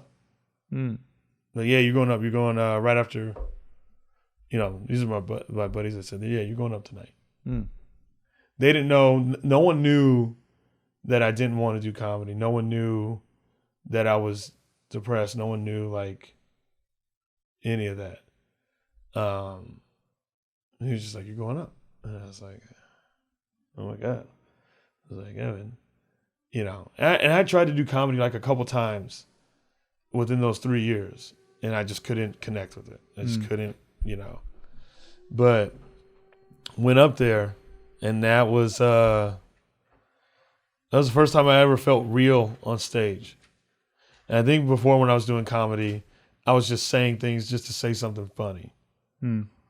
But that was the first time I ever felt real and felt authentic. What do you mean? I talked about my life in a way of what it was, you know, and I didn't hold back. It was kind of crazy. I was like, oh my God, wow. And then to see that reaction from people, I was like, yep, that's what it is. Yeah, that's what it is. People talk about finding voice. Yeah. And I surf, so I imagine it's kind of like surfing where you like watch it, you try it, and then it just starts to happen.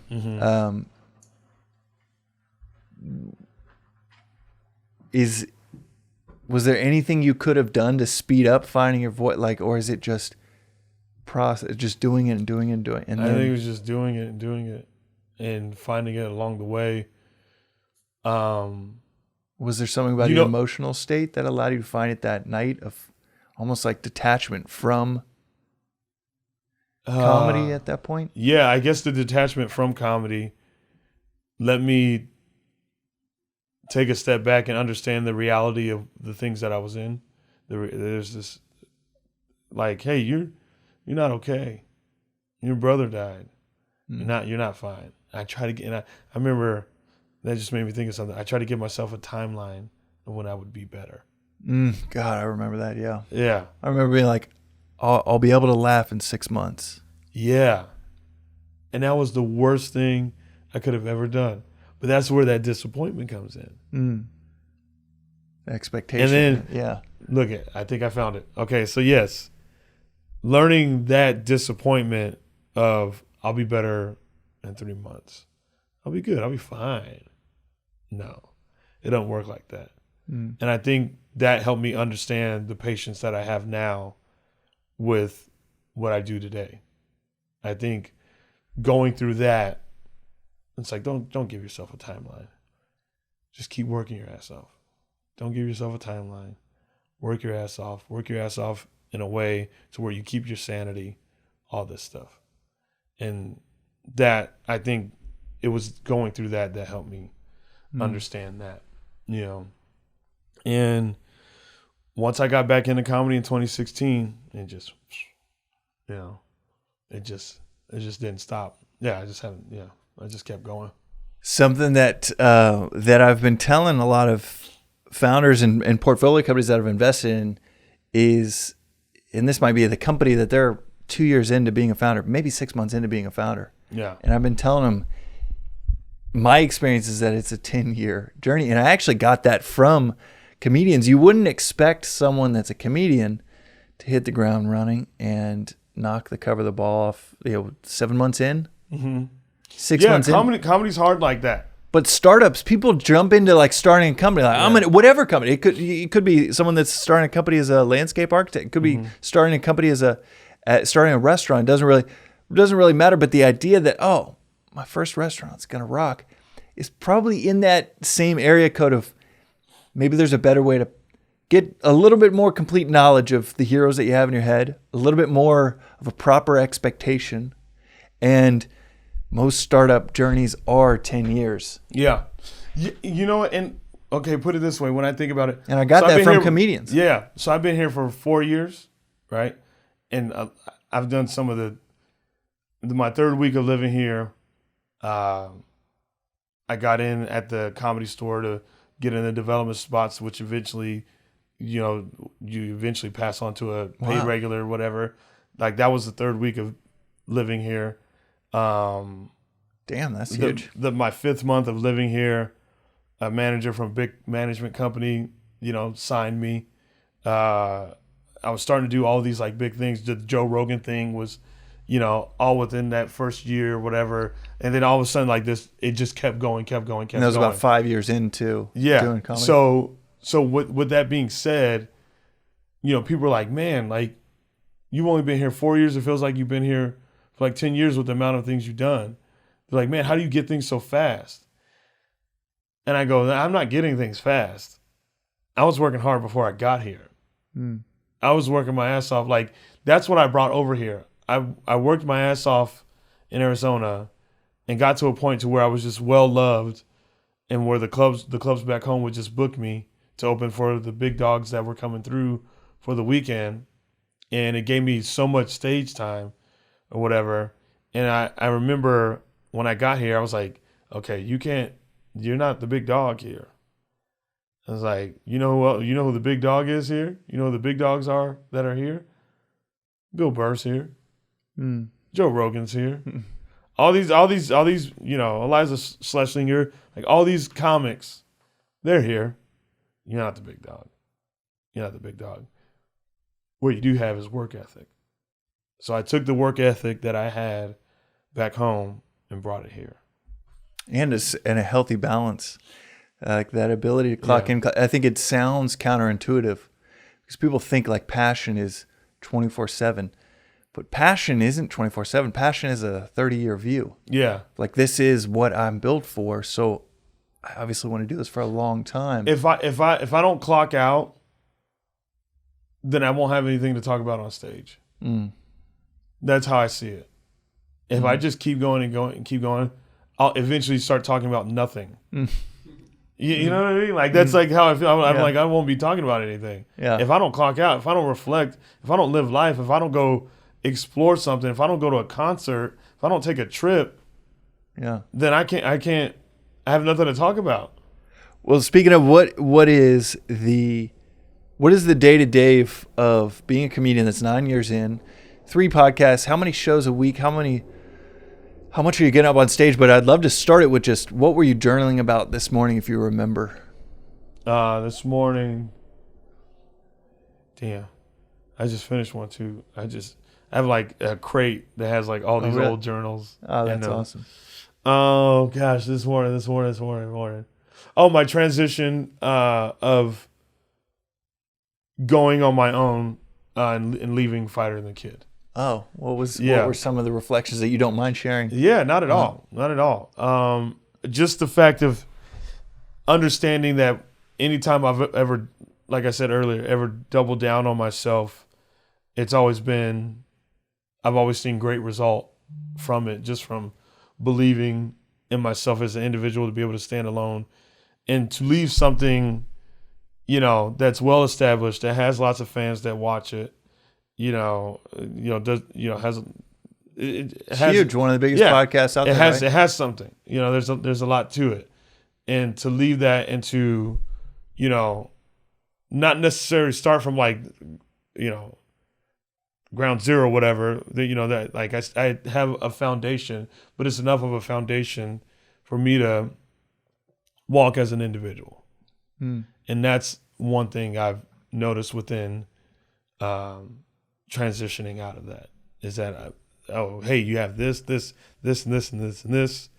All right, these are like I have these tools to be able to take myself anywhere I want to take myself. How long did you wrestle with that decision of leaving a known to go into a little bit of an unknown? Man, I wrestled it for a while because I like felt a year, it. 6 months, a year. Yeah, about a year. I felt it. I was just like, man. I just kept. I remember there's times we'd be doing episodes and my brain would be on a different thing that was something I could do for me. How long did you wrestle with moving to LA? Was that a year? That wasn't a wrestle at all. No, that was this is what got me to move to LA. Ready? One of my I was like, man, Brian talked about moving to LA, telling me I should move to LA. Maybe I'll do it. All right, I said that. And then I want to say a few months later, one of my friends was like, hey, I heard you were thinking about moving to LA. We just had a room open up. It's yours if you want it. And then I packed my stuff and moved to LA. Wow, how long? It was unconscious. Like a week or two later, or a couple? It was like a month. Wow.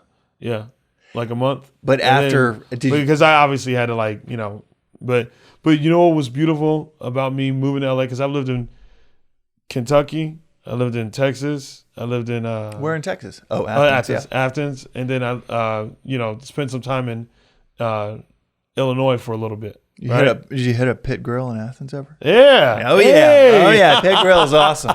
Those God. Waffles I haven't heard that in forever. Oh yeah. Wow. Yeah. Wow. That's great. Just hit great me. Waffles. Wow. A lot of cigarette smoke, but great waffles. Wow. I haven't heard that forever. Yeah. But so I feel like anytime I moved out of Arizona, I was always running away. Even when I went to Athens, I felt like I was always running away because I always thought of Arizona as bad because of the things I dealt with and things and how I grew up, all these things. But the difference when I moved to LA, it was the first time I didn't feel that baggage. And I that's when I knew I would do really well. Is because I didn't have any baggage. There's this beauty in self-reflection for I think anybody. Like I don't think it just needs anyone of the industry or businesses, entrepreneurs. There's beauty in self-reflection. You really have to do it because if you don't do it, you're going to hit a ceiling. The self-reflection doesn't let you hit a ceiling. It lets you go further and further and further.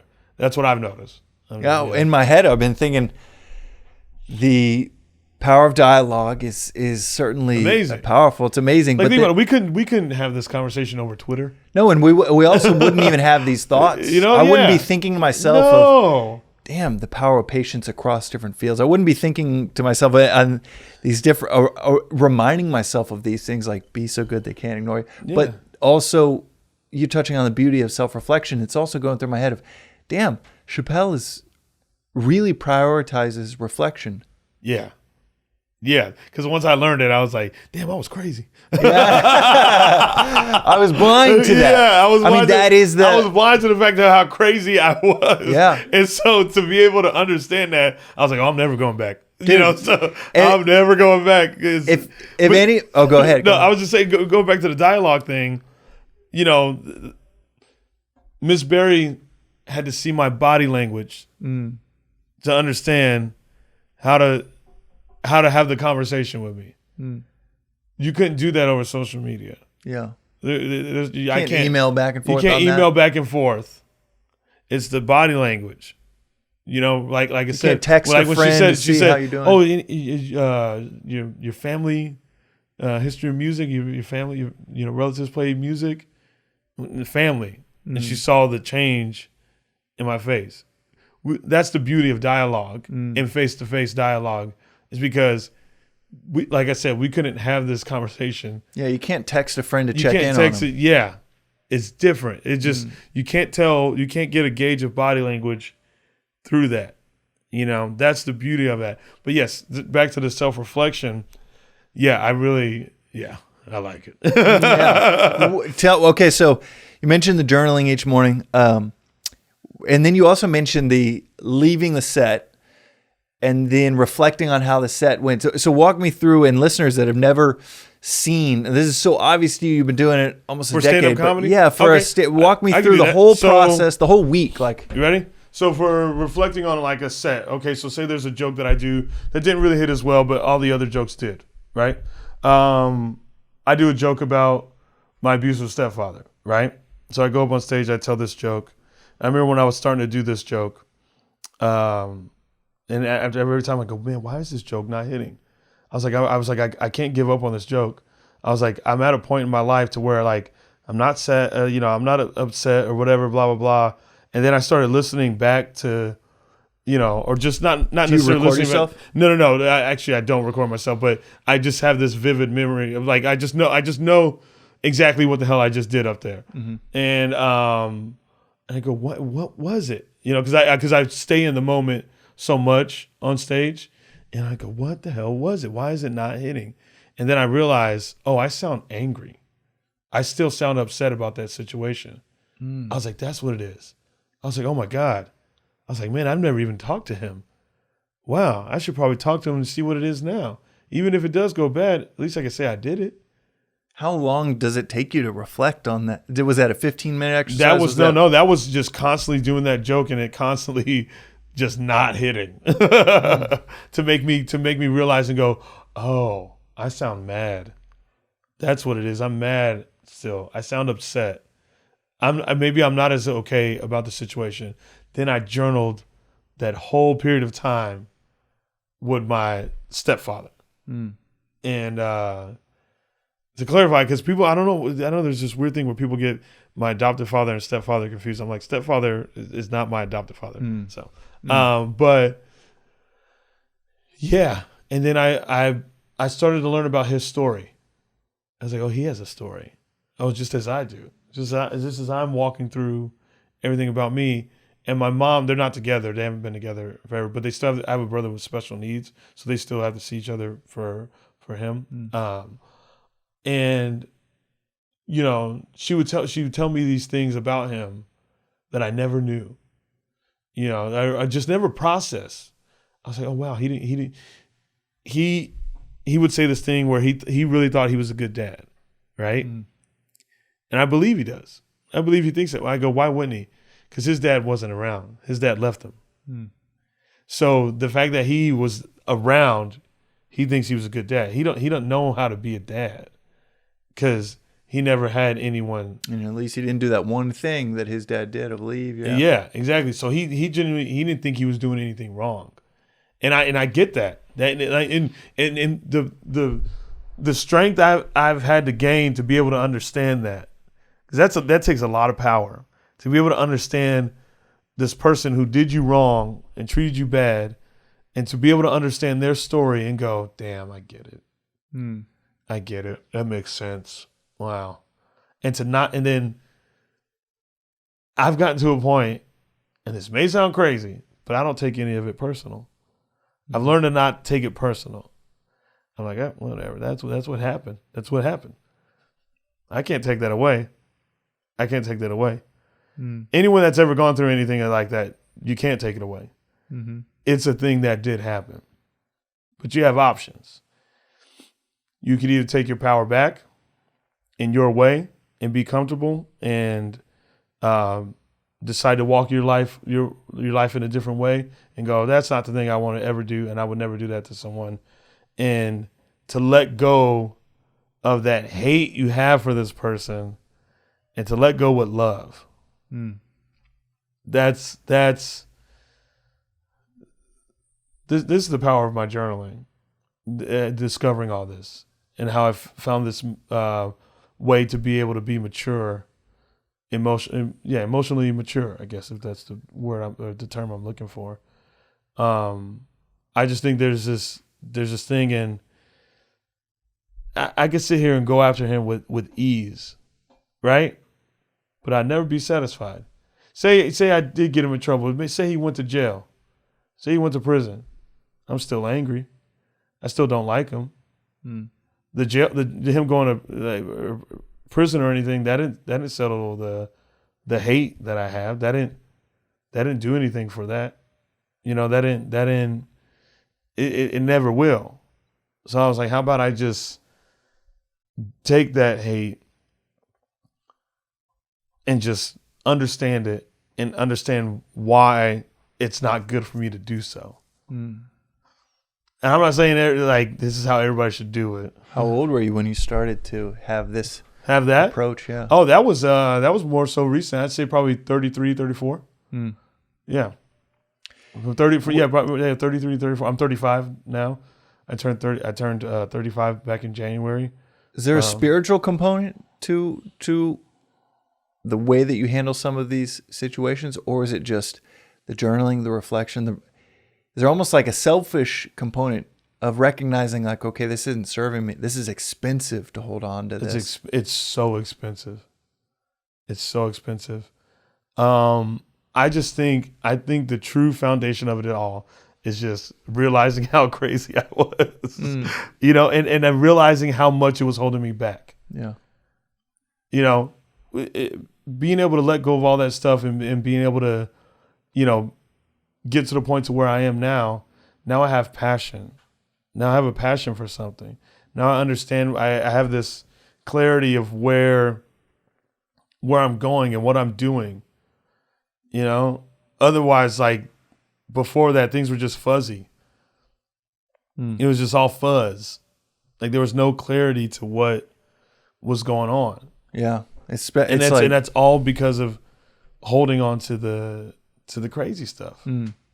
I was riding around in a 1960 car recently, and it was so loud inside. I had this kind of realization of like, that's why people started listening to music so loud. Because in our SUV now, it's like a 2014 car, but it's pretty silent. So like, you know, just the music's on. Yeah. And I just, you see in movies like people blaring the music. You see people drive down the street blaring music. Yeah. And in this 60-year-old car, I realized like, oh, that's why you have to blare the music so loud. Yeah. Because the car is so damn loud. And it got me thinking of just like life when there's so much noise, internal chatter. It's when we do the noisiest external things because we feel like it's got to be so noisy. I've got to get so drunk. I've got to go do these crazy, ostentatious like things to give validation because it's so noisy inside. Yeah. And when you're in a silent car, you're like, damn, I could get close to like NPR. Not quite there. Yeah. But like, I could listen to something, Yeah. you know, I could turn the music, I could turn the radio off. And lately I actually have really enjoyed driving silently. And that would have seemed so strange to me even 2 years ago, 3 years ago. Oh, it's beautiful. It is beautiful. Yeah.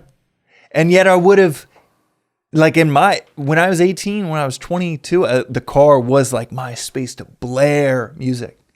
And I wonder if there's like this momentum that you gained of excavating these things, of reflecting on these things. And then it's just that point in which someone can realize this is expensive, holding on to this stuff. Oh, I mean, I stopped the noise in my head. All that noise that was in my head and in my heart, I stopped it. Yeah. I was able to finally turn it off. Yeah, after my sister passed away, I remember for 2 years having dreams that she was still alive. Oh, dude, I know exactly what you mean. And I just couldn't, and I realized Yeah. I can't accept this. Like, yes, consciously when I'm awake, I accept it, but there is a deep part of me that cannot accept this, and I need to accept it because these dreams, it got beyond, it was almost like administrative in the morning of having to remind myself, no, that was a dream. This happened. This is real. And it was expensive to subconsciously and in some deep level hold on to a way the world wasn't and realize it. I think it's going to serve me much better to realize this is one of many things that are going to happen in life that I cannot change. 100%. And that power of reflection that you're talking about is like very few people are mature enough to just go through life without looking in a mirror. In the morning, afternoon. That's what you risk when you don't reflect, journal, go deep into like how, like you saying, like you didn't realize how mad you were, how angry you were. Yeah.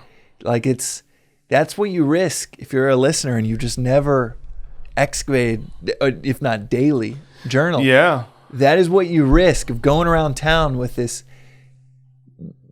something about Mary's style hair sticking up, having no clue what you're giving off without, and this is next level amount of reflection you're laying down for myself and listeners of recognizing even in a joke, like, oh damn, I'm angry. Mm-hmm.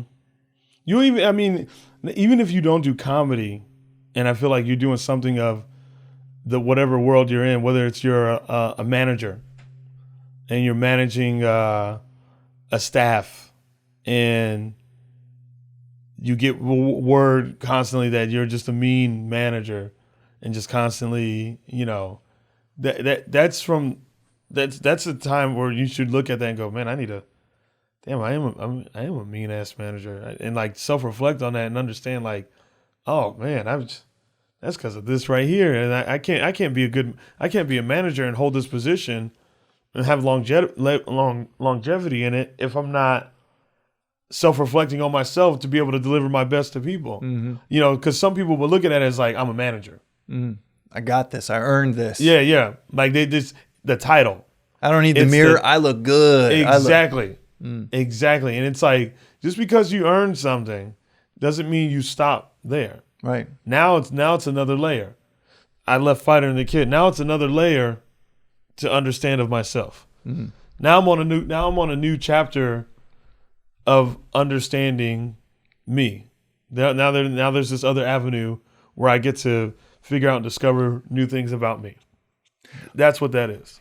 Okay, so back to the day in life and the week. Really, the week. I would love to know the week. Oh, the week. Oh, yeah. You're traveling. So, okay, so like last night, we're recording this on a Thursday. Last night, did you have a set? Do you walk me through? What was last night? Actually, like this week, what does this week look like for Shapel? Last night I went to a concert. That's what it was. Okay. Man, I'd be doing so much. Clocked off? Yeah, clocked out. Yeah, clocked out. Took time. What concert did you go to? This punk band called Amel and the Sniffers. It's an Australian punk band. So I went to a concert last night with a friend I haven't seen in a while. It was good to catch up with. But usually, so the start of my week, I'll go prior to quitting Fighter the Kid, because today or this week has been my last week. So Monday, top of the morning, I hit the journal. 6:30 a.m. wake up, and that's not by an alarm. That's just my body goes, all right. And I kind of accepted that as like, that's like if my eyes open, I go, that's when I'm supposed to wake up. So I don't do the whole like, well, let me lay down for a few more minutes. Some of the best advice I ever got in my life, I mentioned this on the podcast before, from a sleep doctor saying, wake up every morning at the exact same time. It sets your body's biological circadian rhythm, 24-hour circadian rhythm of just knowing, all right, James is about to wake up. Let's start to release cortisol to help wake him up. Like all of these functions you work with instead of against. Yeah. But okay, so 6:30 Monday. Yeah, 6:30 Monday, shower. Then I head out, go to my normal, whatever coffee shop I want to choose for that day to go to and journal. Then I'll journal. And then around 11, I head out to Calabasas, go do the podcast. Podcast from like 12 to 2.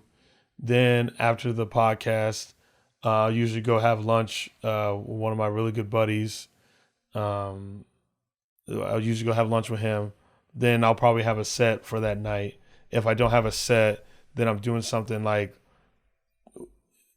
did I not clean this part of the house today? Did I not do this or whatever? Usually that's what it is. And Tuesday, same thing. So Monday through Wednesday, that's what that constant is. Thursdays is usually when I travel to go hit the road and do a city. So Thursday's a travel day. Go out, hit the road. I usually get in the day of the show. So usually after my flight, I usually got a few hours in between showtime after I land and get to my hotel and all that stuff. Go do. What do you do in that time? Are you bored in that time? Is it, or is it maybe the next day?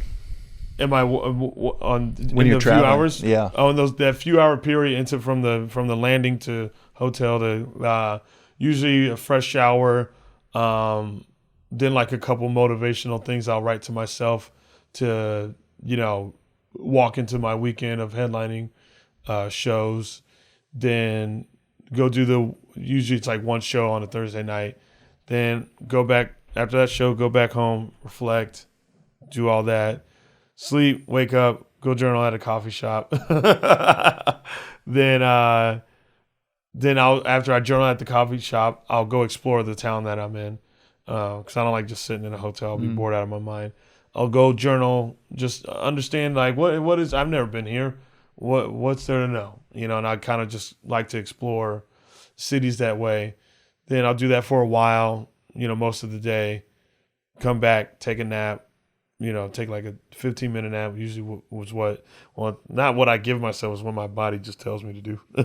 And then I get ready for the shows, and then boom, go rock out the shows for the night, meet and greet. I stay there till pretty much the last person, till I meet the last person that was standing in line to meet me. And then so that's the whole weekend. Is that tiring? Is it time meeting people? Yeah. Is it tiring for an introvert? Man, yeah, it's tough because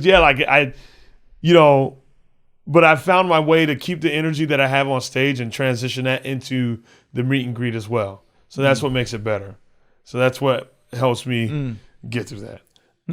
So after the meet and greet, then I go usually reflect for the evening or whatever. Of course, you get fans that are like, yo, come to this, come out and do that. No. So I usually go reflect, and then, that's pretty much that whole weekend. Sunday is the travel home day. I love to travel home on Sundays because then I still have a lot of time home. So Sundays is nothing day. Sundays is like whatever I want to do and whatever I feel like doing day, and I give myself that to Sundays. And then, boom, Monday hits, and then rock. What's the most exhausting part of that, of everything you just talked about? Was it the meet and greet? Is it the travel? Honestly, I don't really find myself exhausted. Oh, that's great. Yeah. It's because you've been drinking Magic Mind. Yeah. I don't necessarily find myself, like, exhausted in a way to where I'm just like, I'm drained. No, because I think I have a well balance of, clocking in, clocking out. Do you? And that's why I never feel so drained. What's the unexpected to you 10 years ago or 9 years ago, right when you were starting?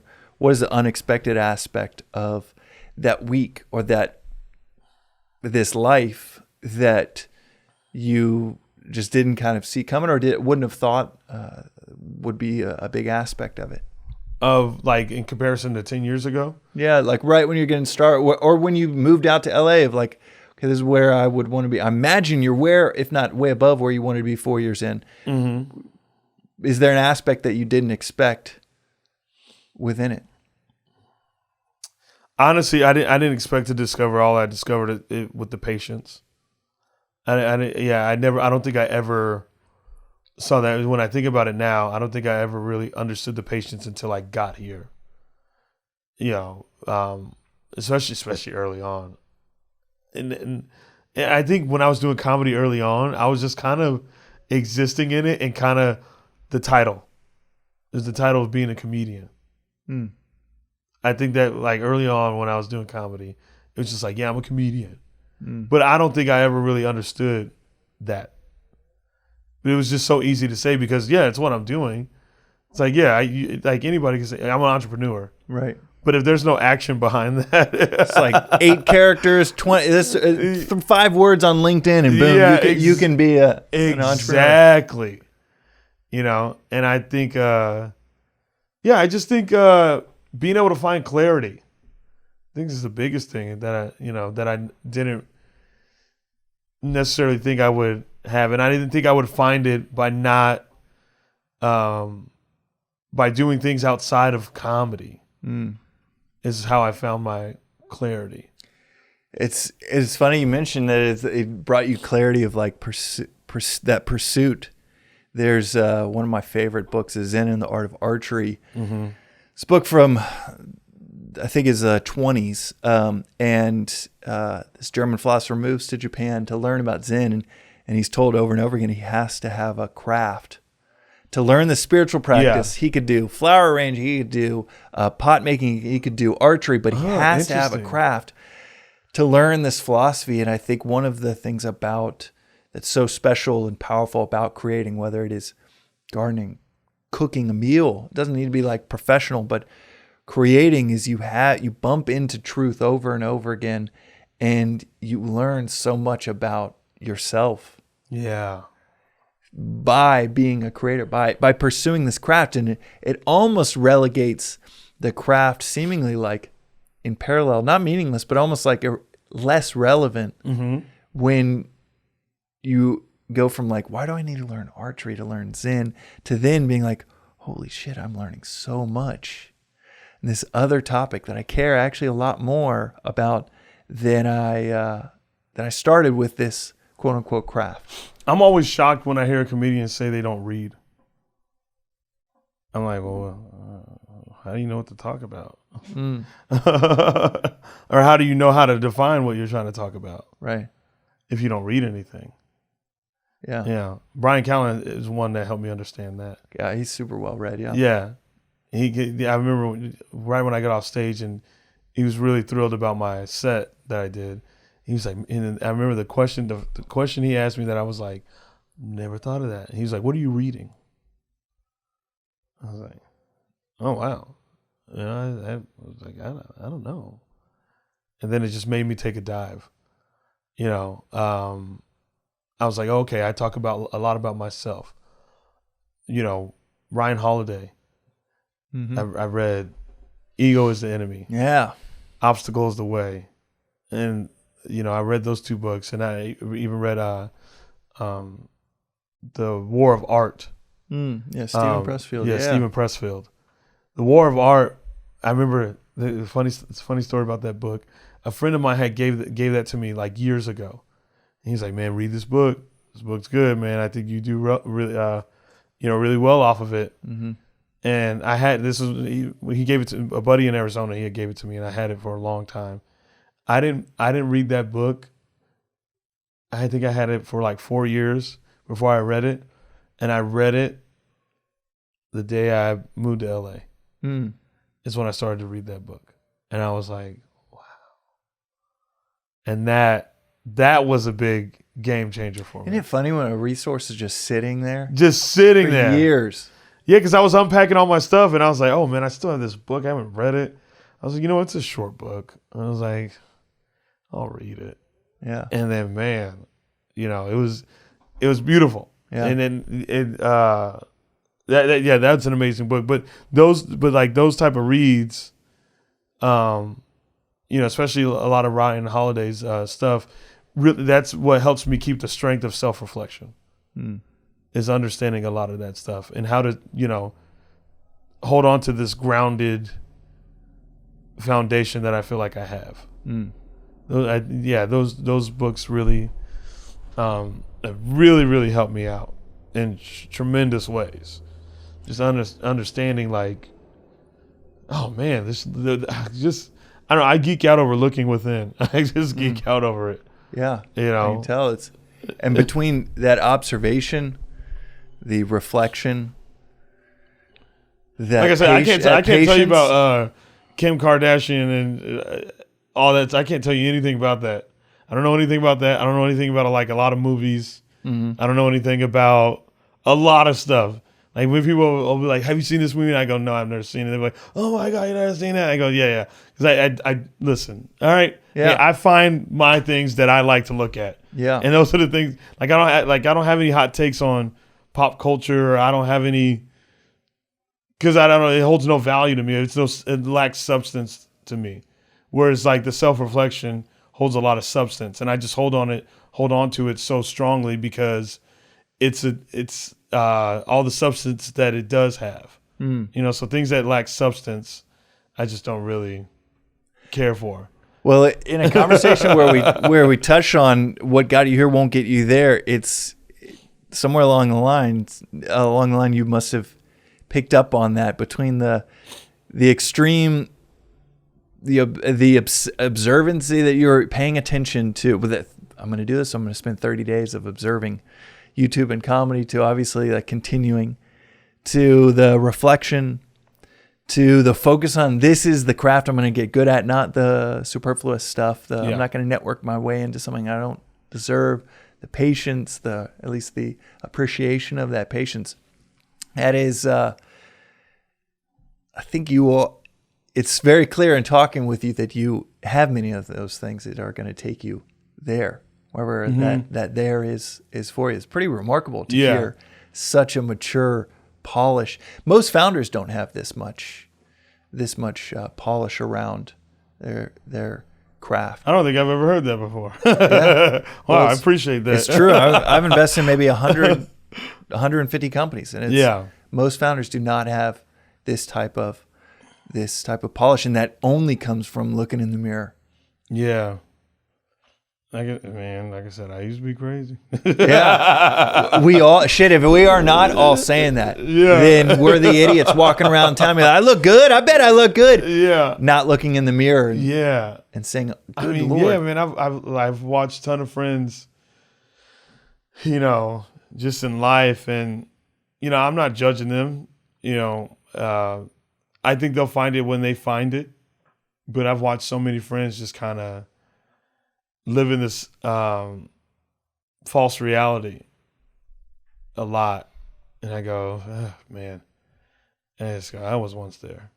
Of the false reality. Like I said, I didn't really have clarity on life until it took my brother passing away to understand.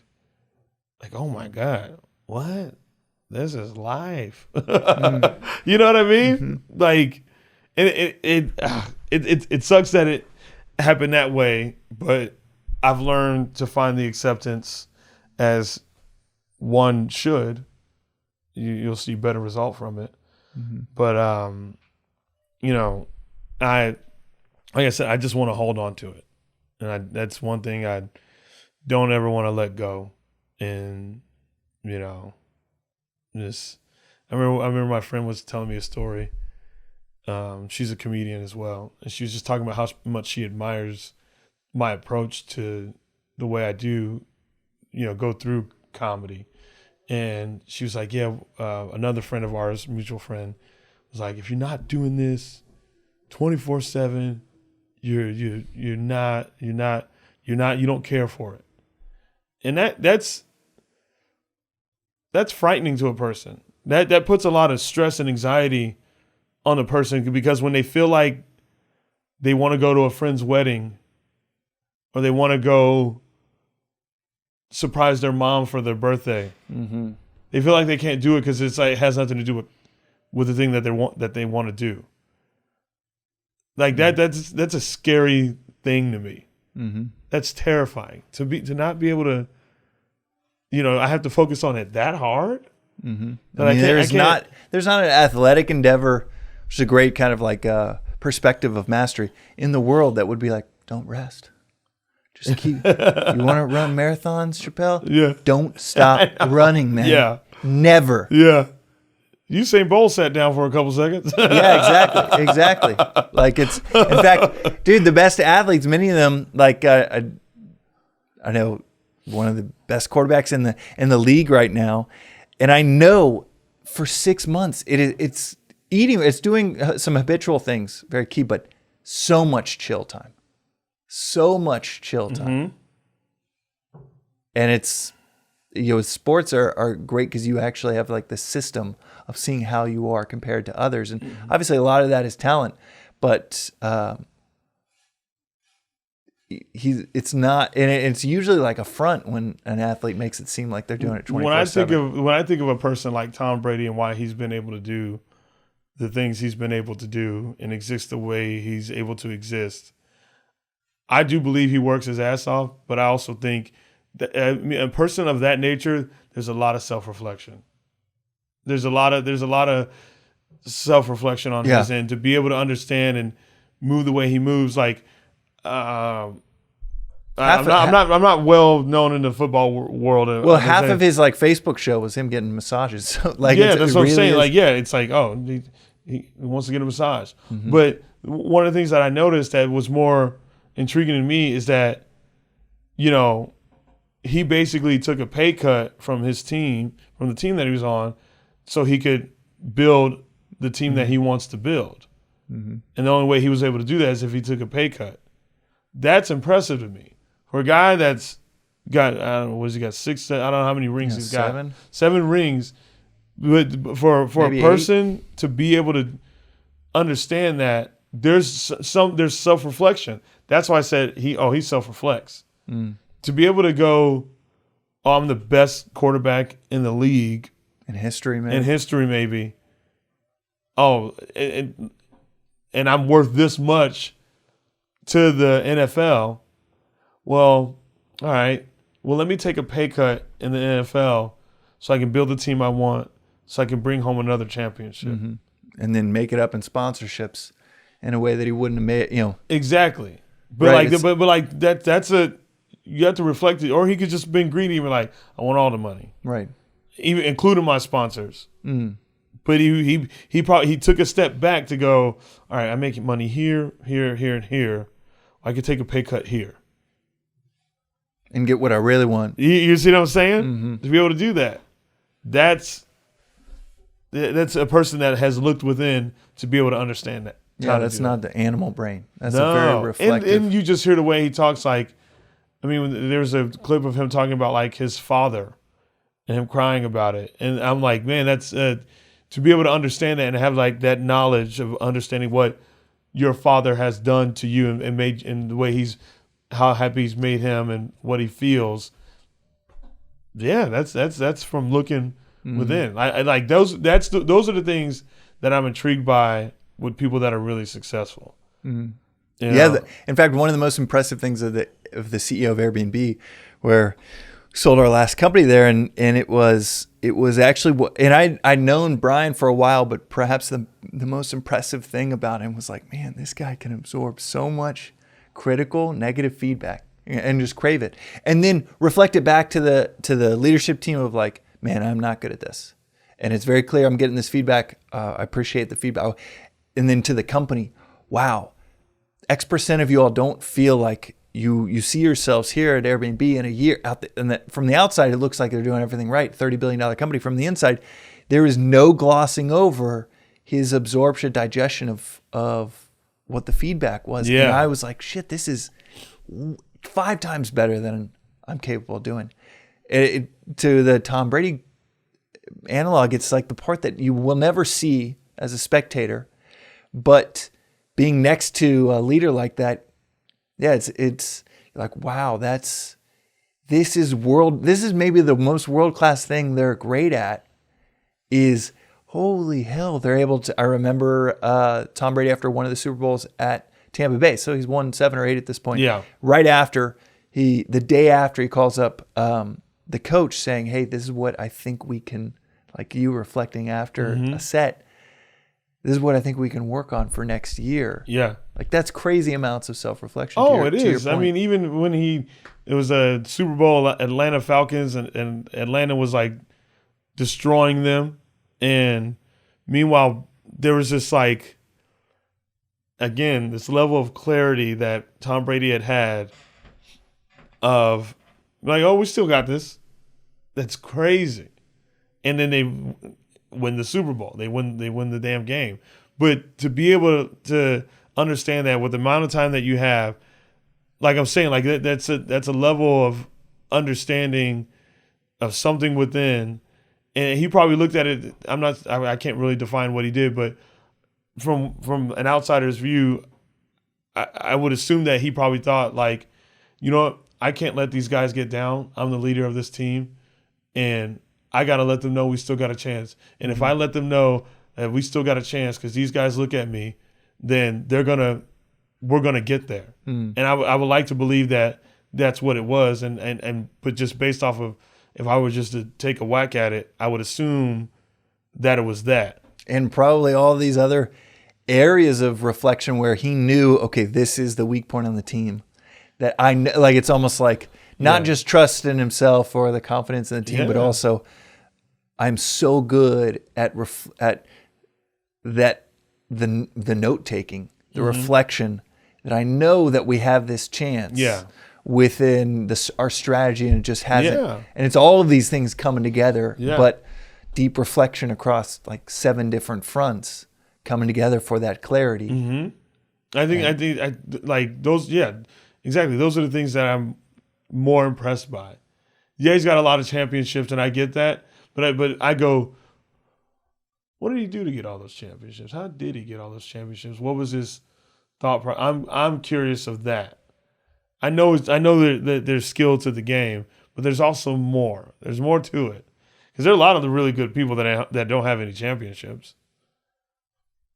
You know, there's a lot of people. There's a lot of people with talent.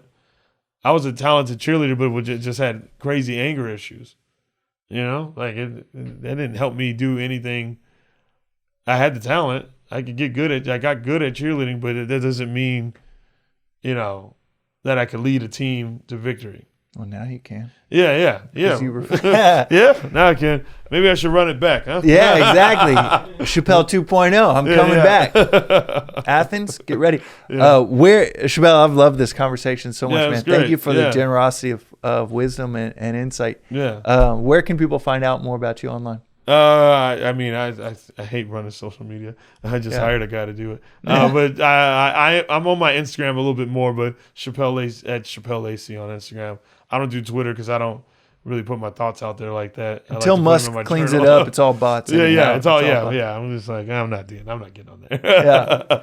Well, thank you so much, man. I really appreciate this conversation. This was great. Yes. Go check him out. He's a hilarious stand-up, as well as 2 great podcasts. Your own podcast, Cats After Dark, where we got to know each other from Magic Mind. Cats After Dark, and Chappelle's World. Yes. So. It is. There are many places for people to go check out after this episode. Yes. Thank you, buddy. Thank you.